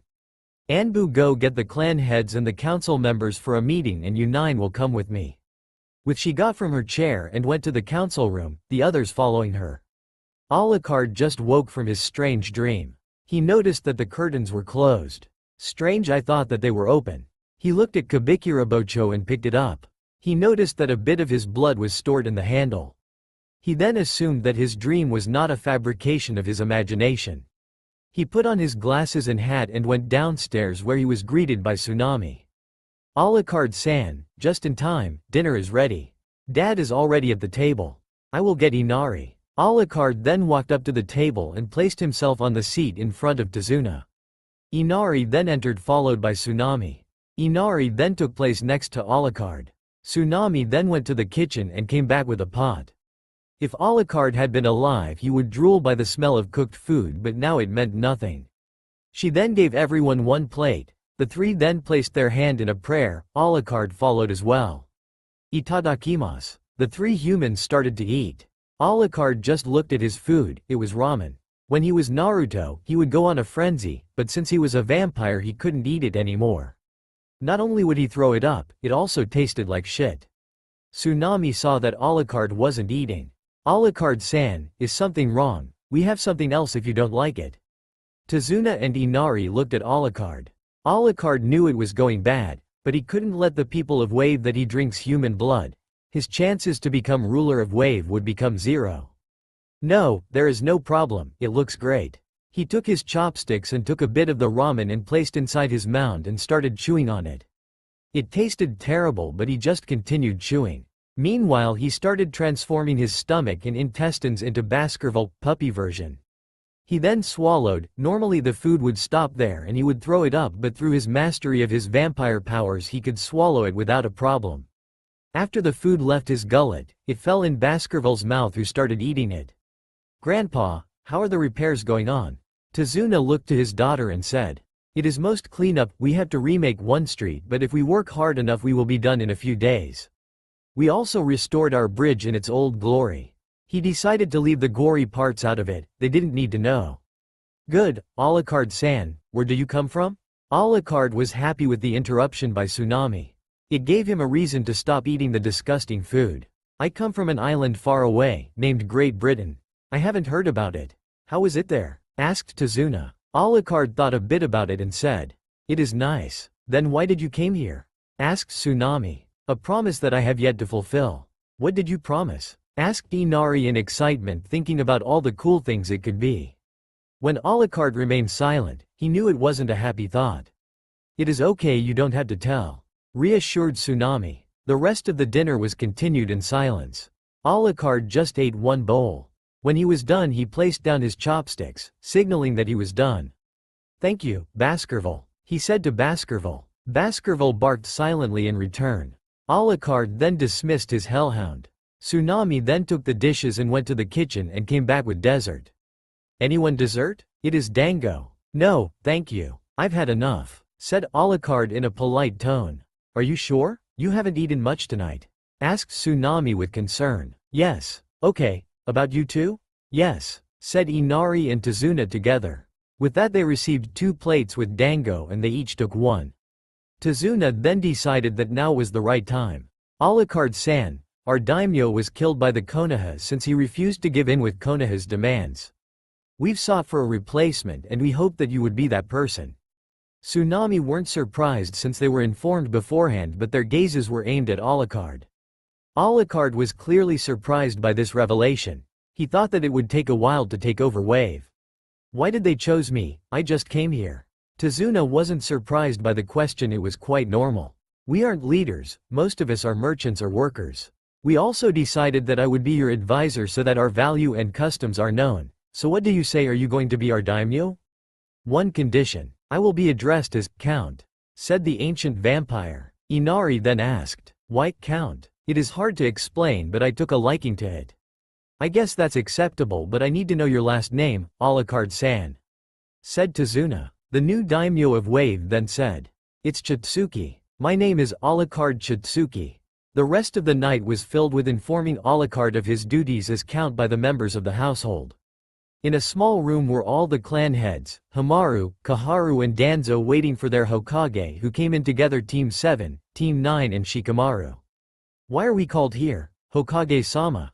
It's already evening and why are those shinobi here? Asked Hamaru. The other members of the council asked similar questions. In the end it just got Tsunade angry. Silence. Now I have called a meeting because we have very disturbing news. It first started with our mission to save the cage from the Akatsuki. We sent out Team 7 to the mission, but before they could even reach the base, he was already saved by a man called Alucard. What of it? They're S-rank nin, it doesn't that they are unbeatable. It just is very unlikely, said Hamaru, but he was interrupted by Shikaku Nara, head of the Nara clan. It's disturbing because I haven't heard of him and I check the bingo book every time a new one is released. It is my job as commander to be up to date with these type things, how troublesome they may be. But for someone to beat a S-class nin before he even came in the bingo book is unheard of, troublesome. This made everyone alert. What he did was indeed unheard of. He came out of nowhere and could battle with S-class nin. Tsunade was the first to recover. I see, continue. Alucard then followed us back to Sanagakure. We tried to get some information out of him, but he didn't drop anything, said Kakashi. He then went to Wave and conquered, hence why Neji, Tenten, Lee and Shikamaru are here, they're the only survivors. Added Tsunade. But we sent 90 men to there, all Chunin level, and he defeated them all, while he saved the cage a few days prior. What is he? Danzo slammed his cane on the ground, gaining everyone's attention. He is a threat to our village, he should be put down, it's as simple as that. We don't know what he can, but maybe could the two teams tell us what they know, starting with Team 7? Said Shuza, trying to calm down the moods. We don't know much about him. We know that he has a sense of smell that surpasses the Inuzuka. Said Sakura. What? Our clan members have the best smell of the whole elemental nations. Protested Sume Inuzuka, head of the dog tamers. He could track the cage through his gourd. Said Sai. That gourd is filled with the blood of his victims. Even you can't track a person with that much different scents mixed in it. Said Kakashi. Sume was silent. They were right, she couldn't that. The only other skill that he showed was that he could do a bat shunsen or he used a genjutsu. This piece of information surprised the survivors of Wave. What? That is impossible, exclaimed Tenten. What do you mean? Asked Inoichi, the Mindwalker. That man has no chakra, said Neji without emotion in his voice. This piece surprised all the older shinobi. What do you mean no chakra? That is impossible, stated Sakura. Neji just retorted. I saw it with my Byakugan, that man has not a single drop of chakra. Then how did he fight? Are we even talking about the same man? Asked Kakshi. He was a black-haired man with sharp teeth. He wore a red overcoat and black combat boots. Underneath he wore a strange gray-colored outfit. Is that your man? Asked Neji. Yes. So it is the same man, now tell us. How did he invade Wave? Commander, give your report. Demanded Tsunade. Begin. Summary of Battle of Wave. We first noticed a call of a squad patrolling. One of the members called was clearly distressed. He informed that he was alone and a monster, and after that he died by that man. Neji used his Byakugan and we then noticed that that man used our own men against us. What do you mean, use our own man against us? Asked Hiyashi Hyuga. He used something, a virus that infects people and makes them in his obedient slaves. In exchange they lose most of their abilities and intelligence. The virus intransmittable from him to the shinobi and from the zombies themselves. I decided to send to the men at edge at the zombies who were trying to box us in. The others were ordered to retreat so we could ambush him. He reached another squad before they could reach the ambush site. The first of the squad drew his katana and charged him. Alucard caught his sword in mid-swing and killed the man. Two people of the squad sent a jutsu at him, but he overcame them. He then bit down on the last one his neck and swinged him like a club, hitting the other two. He then killed another squad member. Alucard slowly walked up to the last member, who was a female. He lifted her by the neck and Sume then interrupted. We know what happened, just skip it. Shikamaru then continued. He licked a bit of her blood and determined that she was a virgin. He then impaled her with his hand, hitting her lung. He dropped her on the ground and stated, licking the blood that was on the ground. She wasn't dead yet, but not for long. The shinobi, especially the women, looked in disbelief at Shikamaru. Did you just say lick the blood? Is that a new code or something? Asked Kaharu at Shikamaru. No, he literally licked her blood, said Neji. Shikamaru continued. He then went to our location, we then executed our plan. Most of the shinobi threw kunai with exploding tags at and around him, forcing him to jump in the air. Tenten then threw a series of weapons at him. He drew his own weapons. It were 2 mini kunai launches. His accuracy made sure that not a single of her weapons slipped through. When he hit the ground, I caught him with my shadow mimic jutsu. Alucard then was hit by vacuum palm of Neji. He was launched towards Lee, who did a taijutsu combo ending with a primary lotus. The ambush was ended by Tenten, who sent a barrage of weapons at him. Unfortunately, he survived the barrage. It was then that he showed an incredible healing factor. It pushed the weapons out of his body with no wounds afterwards. He then started tearing our men to pieces.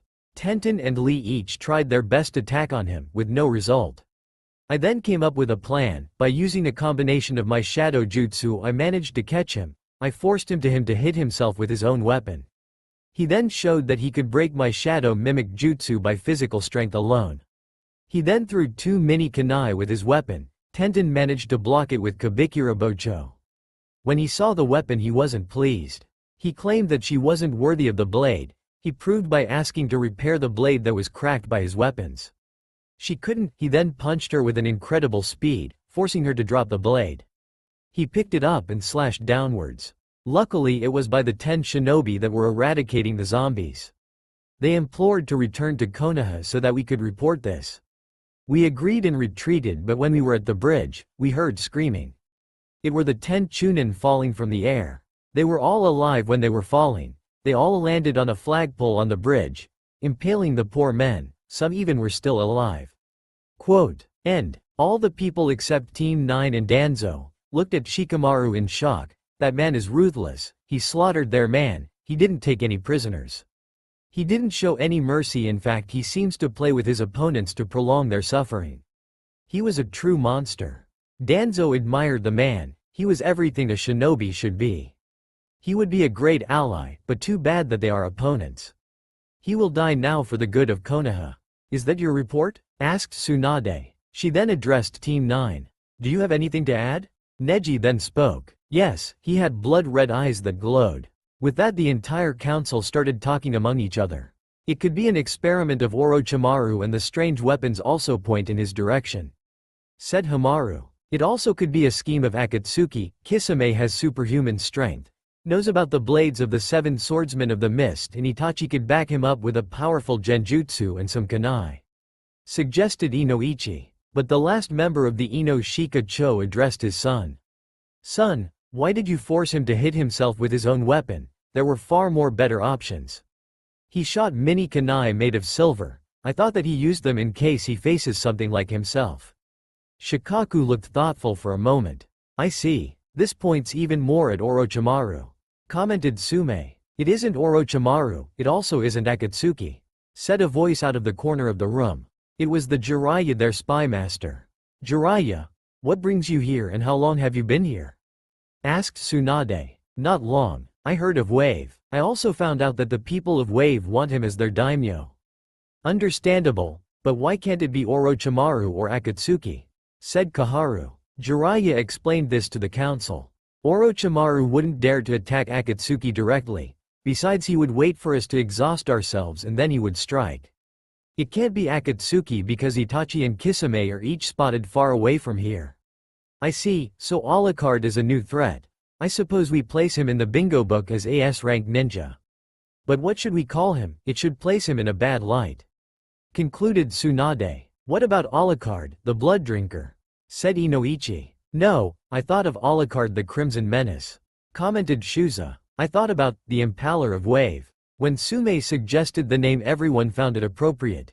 That one will do, so we will place him in the bingo book as the Impaler of Wave. Alucard was now in the land of water walking towards Kiri. After his coronation, he appointed Tazuna as his replacement, should he be absent from his duties. Tazuna was about to refuse, but Alucard reminded him that he shouldn't deny his count. The second thing he did as count was to send Gaara a mission request which entailed the protection of Wave.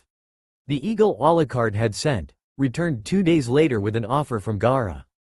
Gaara was even nice enough to send him a blood pack or two. Alucard looked at the offer and inspected it. He then sent an affirmative message back. 5 days later were 100 shinobi ranking off Junin and Chunin rank guarding Wave. He also sent a letter to Mifune, leader of Iron Country, where Wave hired the samurai, demanding not only a refund but also the payment for the contract with Sanagakure for as long the contract between Iron Country and Wave would have lasted. His reasoning was that since that they not only failed in their contract to protect Wave, they also were obliged to fulfill the rest of the contract. He also mentioned that he and his people would have understood if his samurai were overpowered by superior force, but they just betrayed Wave. Mifune responded that he understood the situation and that he would comply with both demands since they were reasonable. The money gained by this political move was used to pay for the repairs of Wave, including the cleanup of the palace of the daimyo, though Alucard decided to modify the palace a bit. He used some memories from his familiars and designed a dungeon underneath his palace. The dungeon connects to his room by a trapdoor. During that time he received a notification from Tazuna. Flashback. 10 days after the invasion. Alucard sat at a desk in his office study. It was a simple design.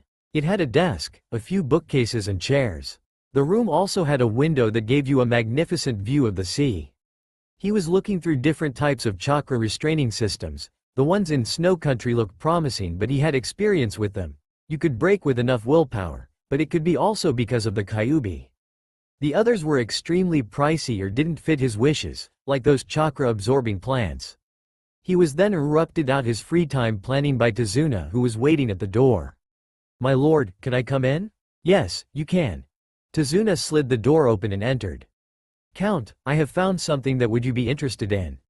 Alucard didn't even look up when he said. Continue. 2 weeks ago, the Chunin exams were started in Kiri. I see, but that is not the only thing, is it? No, every major hidden country has their most promising genin in the finals. Now every cage will come at those exams.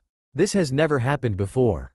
Kiri then has invited every daimyo and major clan for the Chunin exams and even organized a dancing event in the evening.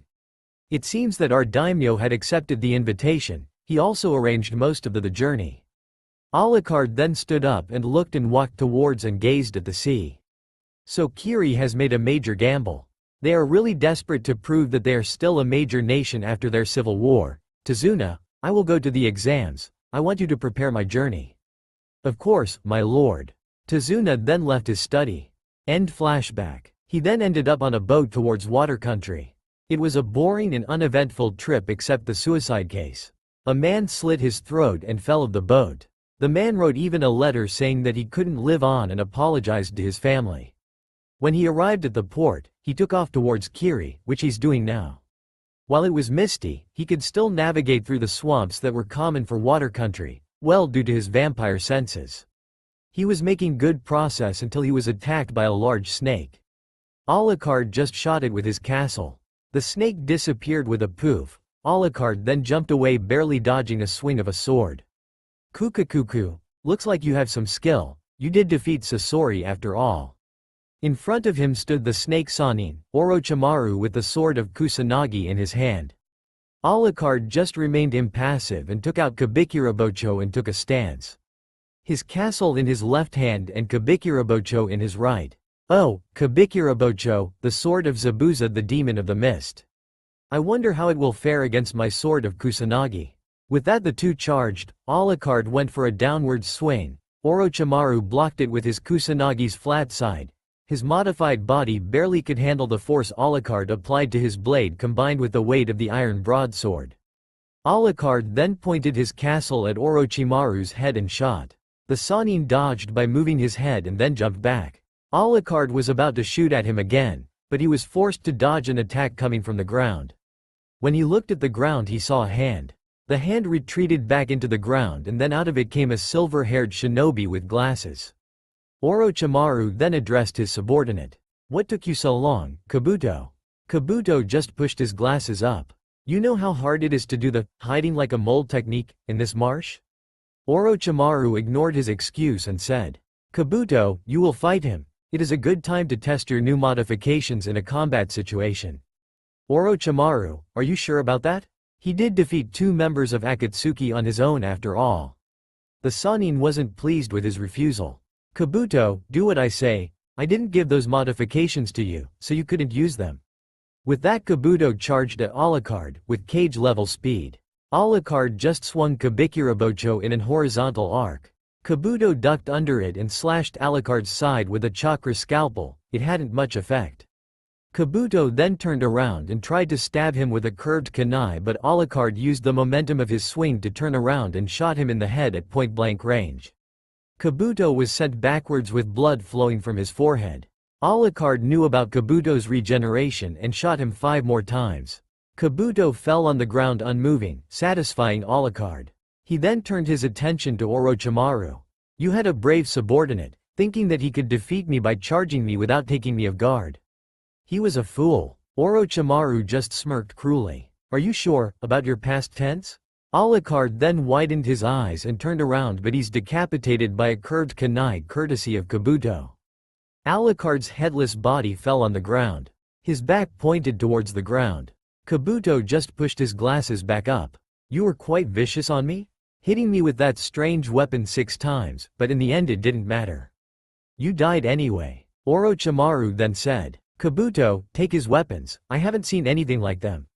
Kabuto crouched and was about to pick up Kabikirabocho, but then something that even surprised Orochimaru happened. Alucard's headless body started aiming the castle in his left hand at Kabuto's head and shot. Kabuto was sent flying. Alucard then stood up and regenerated his head. Orochimaru, who was fascinated with what was happening, looked at the place where his head was. It was dissolving into shadows. Alucard then sheathed his castle and charged Kabuto. He swung Kabikirabocho with both hands, trying to bisect the medic. Kabuto then blocked it with his forearm. The blade still sliced through his flesh, but it was stopped at the bone. That was breaking, but that was also repairing at the same time. Alucard had the advantage until he was almost through his arm, but after that moment they were at a stalemate. Kabuto then pointed his hand at Alucard and bones shot out the tips of his fingers.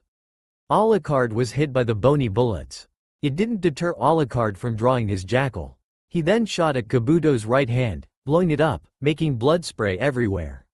The owner of said appendage screamed in pain. Alucard then pulled his sword out of his opponent's arm and slashed at Kabuto's neck. Kabuto ducked, but he wasn't prepared for the jackal aimed at his left upper arm. Alucard smiled maniacally and shot his arm off. Kabuto then made a blade out of bone at his wrist. He knew that he couldn't beat Alucard, but he would die by one of the monster's hands either way. He charged Alucard desperately. Alucard waited till he was close and slashed Kabuto's last arm off from the shoulder. He then used his jackal and shot the medic's kneecaps, separating his legs from his body. Kabuto, lying in a puddle of his own blood, then looked at Alucard, his eyes only showing acceptance. Alucard had to give him, he was quite interesting but not as fascinating as Anderson. That man would still be fighting in this situation. Alucard just picked his opponent up with his two hands and bit down on his neck, draining his blood and gaining his memories. The memories would have made any lesser man mad, but it meant nothing to him. But then he got memories about the experiments on the Edo Tensei. They started something that never happened in history. Alucard the vampire became enraged. In the marshlands found in the country of water was Orochimaru almost salivating at the sight of the body of Alucard. Its properties were amazing. It could break the bones of a Kagaya who were nearly unbreakable. It could also recover from the most mortal wounds.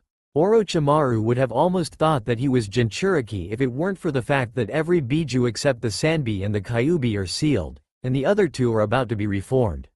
He then looked how Alucard started to drink the blood of his subordinate Kabuto. He probably has to drink blood to sustain himself, it isn't even that much of a drawback. He then noticed that Alucard stopped moving, who suddenly began to talk.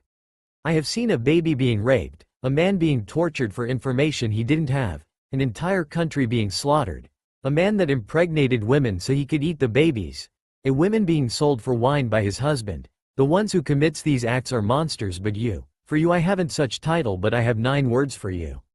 The anger was clearly audible in his voice, but Alucard managed to rein it. It wasn't useful against someone of this level. That didn't mean that the memory stopped haunting him. Memory. Kabuto was clearly in dungeon. In it stood a line of people in chains. Next to Kabuto stood Orochimaru. At his other side stood a set scrolls and kunai with sealed tags, all for the Edo Tensei. Orochimaru then beckoned one of the chained of men. The man went in a container that could keep a Jinchuriki locked in. Kabuto then gave one of the scrolls and sealed tags to Orochimaru, who stood in front of the container. He opened the scroll, smeared a bit blood on it and placed it on the ground. Symbols then started to appear on the ground, surrounding the man. Orochimaru made a hand sign and paper came from the symbols, who started to glow. The paper started to cover the man completely and it then transformed in another man. He wore a sound shinobi outfit. His body was full of cracks. He then started looking around, a bit confused. Where am I? He then noticed Orochimaru. Orochimaru, did you save me? Where am I? Orochimaru ignored him and placed the kunai with the sealing tag inside his body. The revived man started to convulse. The body started to lose color and the cracks grew in number and size. What have you done to me? Please, stop it. Orochimaru sama. Orochimaru just looked at his former subordinate without emotion. When the body of the man stopped transforming, he then signaled another of his men to seal away his test subject. The man, who was still screaming and convulsing, was being mummified. They then placed a seal on the mummy. They then dragged it away to a storage. Orochimaru then walked to Kabuto and said, "This tag is a failure. It just damages the soul and doesn't erase the personality of the soul." Kabuto noted it down, but was curious about something. Orochimaru, why didn't you just release the Edo Tensei? Orochimaru looked at his right hand and said, "It is a possibility that the sealed tag disturbed the Edo Tensei, and if my tag works I will never have to undo the Edo Tensei." Kabuto just nodded. Orochimaru then repeated the process. Each time they used the next person in line to revive the person that was sacrificed in the previous experiment. After they tested the next sealed tag, they sealed away the test subject and stored it. After all the experiments you could see nothing but mummified corpses in the storage. End. Alucard could never forgive Orochimaru. Not only did he disturb the dead's rest, he also had the gall to seal those souls without their senses for near eternity. He only managed to retain what little remained of his sanity thanks to his familiars, and that was just for 50 years. He still hates Arthur Helsing for that. When he would meet that man in hell, he will get a thorough torture session, Alucard style. He was thrown out of his violent thoughts by Orochimaru, who was mentally drooling on this body. Wonderful, this man can even steal memories from a person he drank blood from. This even better than the Sharingan. Oh, what are those 9 words? Alucard then placed his hands in front of his head in the form of a rectangle. Orochimaru could only see Alucard's gloves, the rest of his body was pitch black. A red glow appeared around Alucard. Release Control Art Restriction System, Levels 3, 2, 1. The glove's symbols gained a red glow. A red eye opened in the rectangle that was formed by Alucard's hands. Several other eyes opened on Alucard's body. Alucard then charged the Sannin with a speed that surprised Orochimaru. A hand then appeared out Orochimaru's chest, but Alucard wasn't fooled, he knew that this was a mud clone. He was proved right when Orochimaru dissolved into mud. He spun around and blocked a downward strike from Orochimaru with both his castle and jackal. Orochimaru just smirked, but it disappeared when an opened maw appeared of Alucard's stomach. Out of it shot Kabikirabocho, separating Orochimaru's upper and lower body. Alucard thought that it was over, but he was proved wrong when snakes slithered out of both parts of Orochimaru towards the other body part. The snakes pulled Orochimaru back together and the wound closed up effortlessly. Alucard, who had changed his clothing to his black straight jacket with matching pants and boots, growled and shot at Orochimaru with both his guns. Orochimaru displayed a great amount of agility and flexibility by dodging all Alucard's bullet and tried to punch Alucard. Alucard cocked his hand back and grew an enormous amount of muscle and punched Orochimaru's hand. It blew Orochimaru's arm away from his body. Orochimaru then jumped back. He stiffened for a moment and then opened his mouth and out of it came Orochimaru with both arms restored. It seems that close range is not possible with this guy, but what a wonderful body, maybe it can hold my sage mode. He then placed at the ground and out of it came 1,000 snakes. They all charged Alucard and opened their mouths. Out of them came Kusanagi lookalike swords, making the snakes a wall of steel. Alucard Zhu transformed himself in a river of shadows and wriggled himself through the snakes. He then shredded all the snakes. He then gathered himself together and charged Orochimaru as a 2-headed wolf. Orochimaru then made a hand sign and just when Alucard leapt Orochimaru he blew a wind release, great breakthrough at him. The 2-headed wolf then smashed against a 3. Bang! Orochimaru suddenly had a hole in his body where his heart should be. He looked slowly behind him and saw a puddle made of shadows and eyes that held the jackal. The 2-headed wolf disappeared and the puddle reformed into Alucard. Orochimaru on the other hand, opened his mouth and shed his skin again. It seems that your effort are in vain, you can't kill me, I'm immortal. While on the inside he was thinking differently, his body shedding technique does use a lot of chakra and he has yet to hit Alucard. You fool, there is no such thing as immortality. Alucard took out Kabikirabocho and attached a tendril of shadow on it. He then started swing the blade in circles at high speed. He then flung the blade at Orochimaru. Orochimaru was forced to dodge the makeshift flail and threw several snakes at the vampire. Alucard pulled back Kabikirabocho and slashed the snakes with it. He then noticed that the Orochimaru that connected to the snakes was just a husk. A blade then erupted out of the ground piercing Alucard through the stomach. The blade was followed by a snake and then Orochimaru.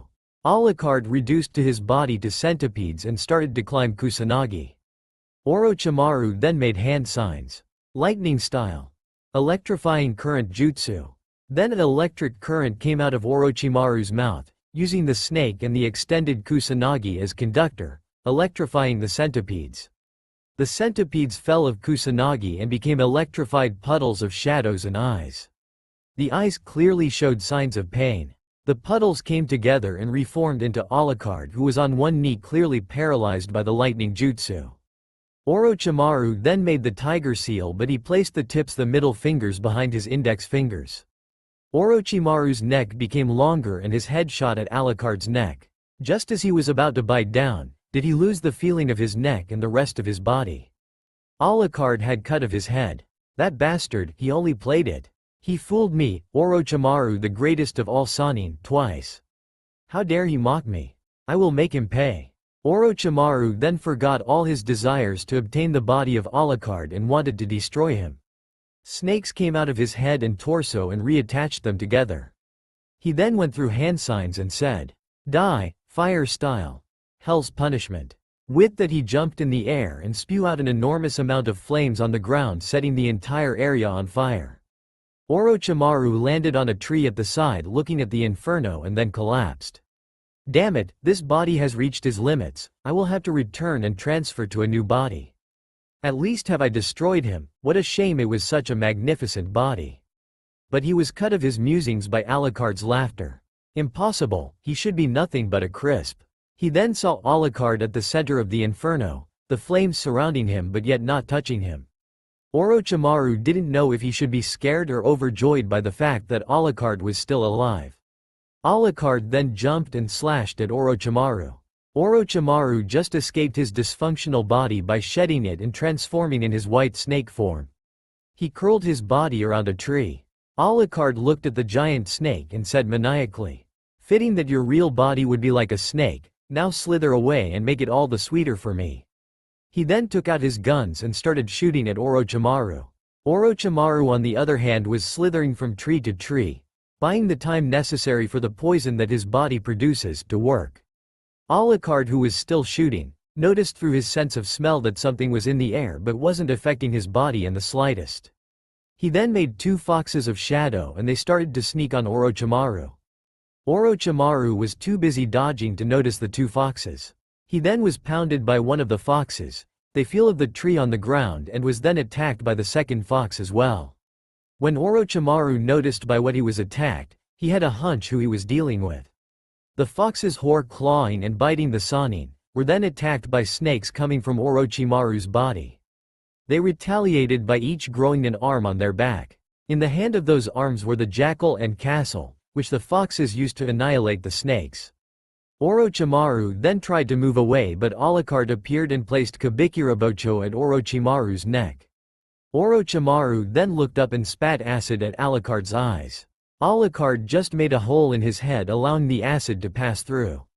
Alucard then made the foxes back to shadows and bounded Orochimaru's arms to the ground with them. "You know who I am, don't you?"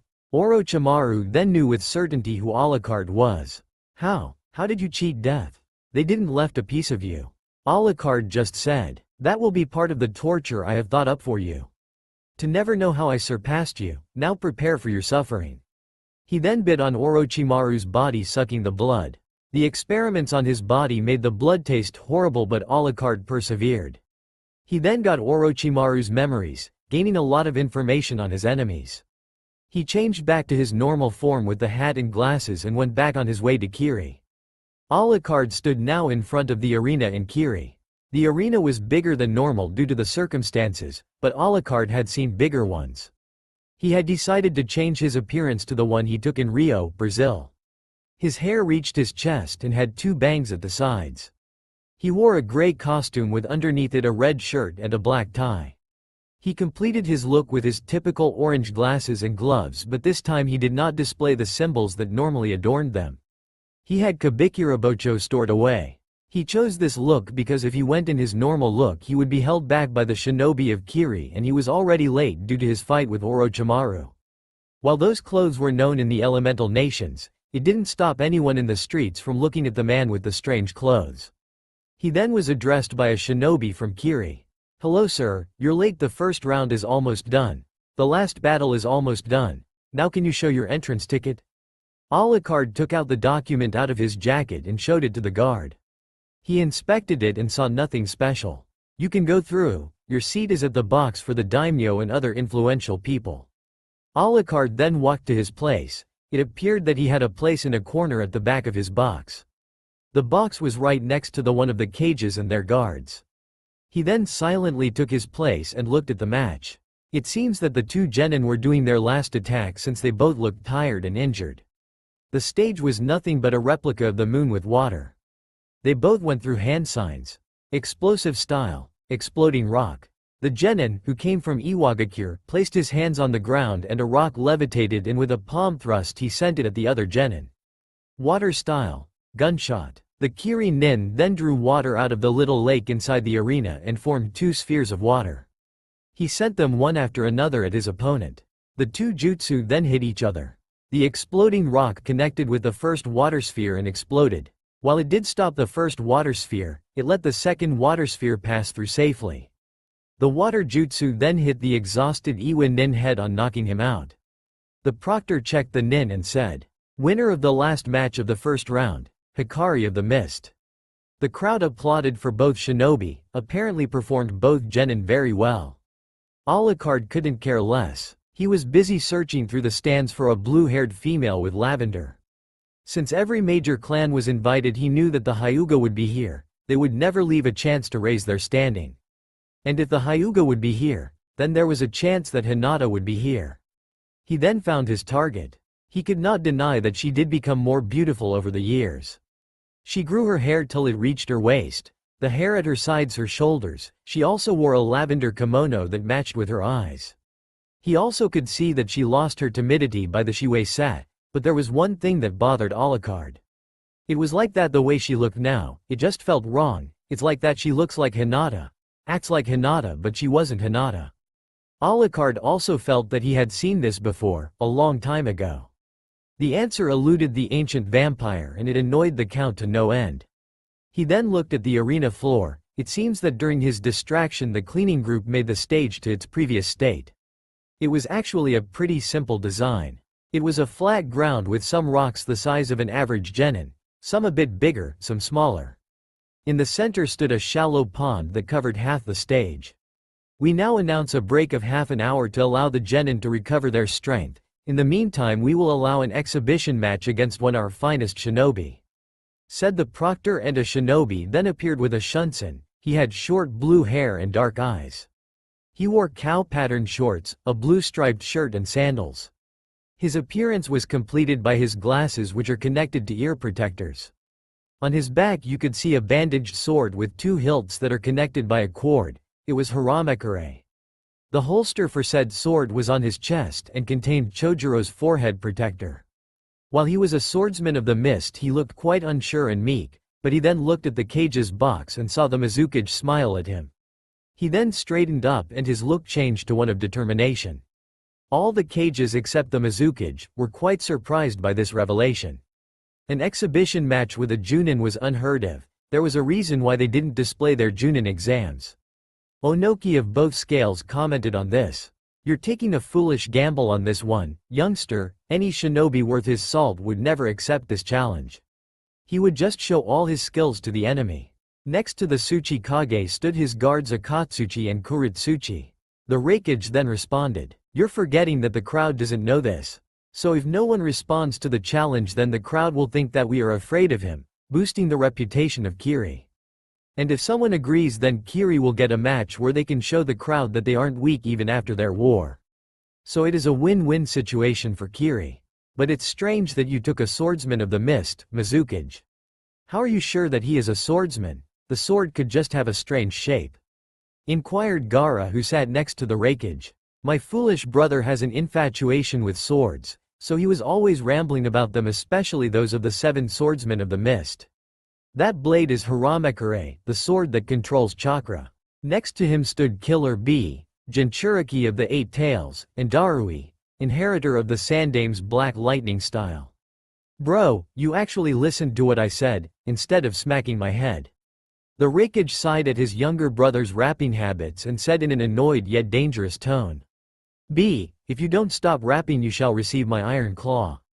B took a step back, placed his hands in protective manner and said, "You don't have to use the claw this time, cause this will be Killer B's last rhyme." Might Guy, one of the Hokage's bodyguards, was about to shout of youth but one look from Tsunade shut him up. Her other bodyguard was busily reading his porn. The proctor then said, "Is there anyone in the stands that want to fight Chojiro, one of the 7 swordsmen of the mist?" The entire crowd was silent for a moment. Killer B would love to, but one look from his brother stopped him. A voice then came from the stands. "I will fight him, but I will have to change clothes." The crowd then looked surprised that the voice came from the seats reserved for the daimyo. They weren't really fighters and their guards aren't allowed in there. The cages and their guards looked suspiciously at him. The Sand siblings and Kakashi recognized the voice. The Sand siblings were silent, but Kakashi then whispered in the Hokage's ear, "Hokage-sama, that man over there is Alucard." The Hokage didn't show any sign to the news, but inwardly she was furious. How dare that piece of shit show his face right here? He killed my men and then he dares to show his face here. Alucard then stood up and went to the stairs. When he saw that there was no one nearby, he changed his form to his normal one and went towards the stage. Down the stage you could see Chojuro and the proctor waiting. Chojuro still maintained his look of determination. He then saw 2 orange orbs coming from one of the entrances. Alucard then left of the comfort of the shade and waited at the edge of the pond. When the shinobi saw Alucard walking with his red coat and hat, they all had looks of surprise. The Mizukage maid Terumi gained a look of concern. She has heard the stories of Alucard and none of them were good. The Raikage then started to laugh. It seems that a monkey wrench is thrown in your plans. Now what are you going to do? Continue this match and possibly lose your swordsman, or stop this match and lose what little reputation your country has? The Mizukage concentrated for a moment and said, "Let the battle continue." "So that's the infamous Impaler of Wave? He doesn't look like much," commented the Tsukikage. "Looks can be deceiving. He killed both Sasori of the Red Sands and Deidara the Mad Bomber. 2 nin who are both S-rank missing nin," said Gaara, his siblings attentively watching Alucard. They all were curious what he was capable of. "Well, we see now what's he capable of. He looks quite hot though." "Aoi." The Mizukage's guard then took this as a sign to shut up or feel the Mizukage's wrath. The cage's attention was aimed at the stage and the shinobi there. "May I know your name, mister?" was the proctor's question to Alucard. "Chitsuki Alucard." The proctor then addressed the crowd. "Ladies and gentlemen, this is the battle between Chojuro and Chitsuki Alucard.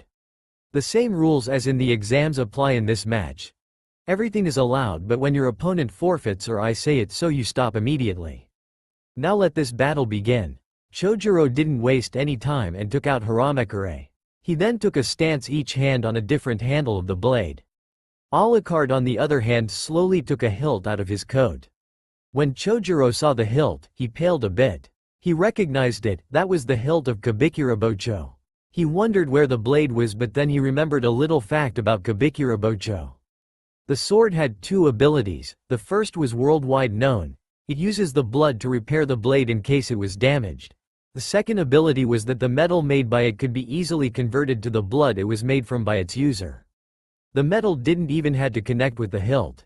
The reason why almost knew about this ability wasn't because it was meant to be a secret. No, it was rather that nobody knew how to effectively this ability. Even Mangetsu, who mastered all 7 swords, only used this ability when he was in a pinch. He then was snapped out of his musings when blood seeped through the fabric from the coat on Alucard's arm. The blood then flowed towards Kabikirabocho. The sword greedily absorbed the blood and reformed himself to his former glory. Alucard then took a stance. The 2 swordsmen looked at each other and charged. That's all for now. If you enjoyed this video, then please like, share and do comments.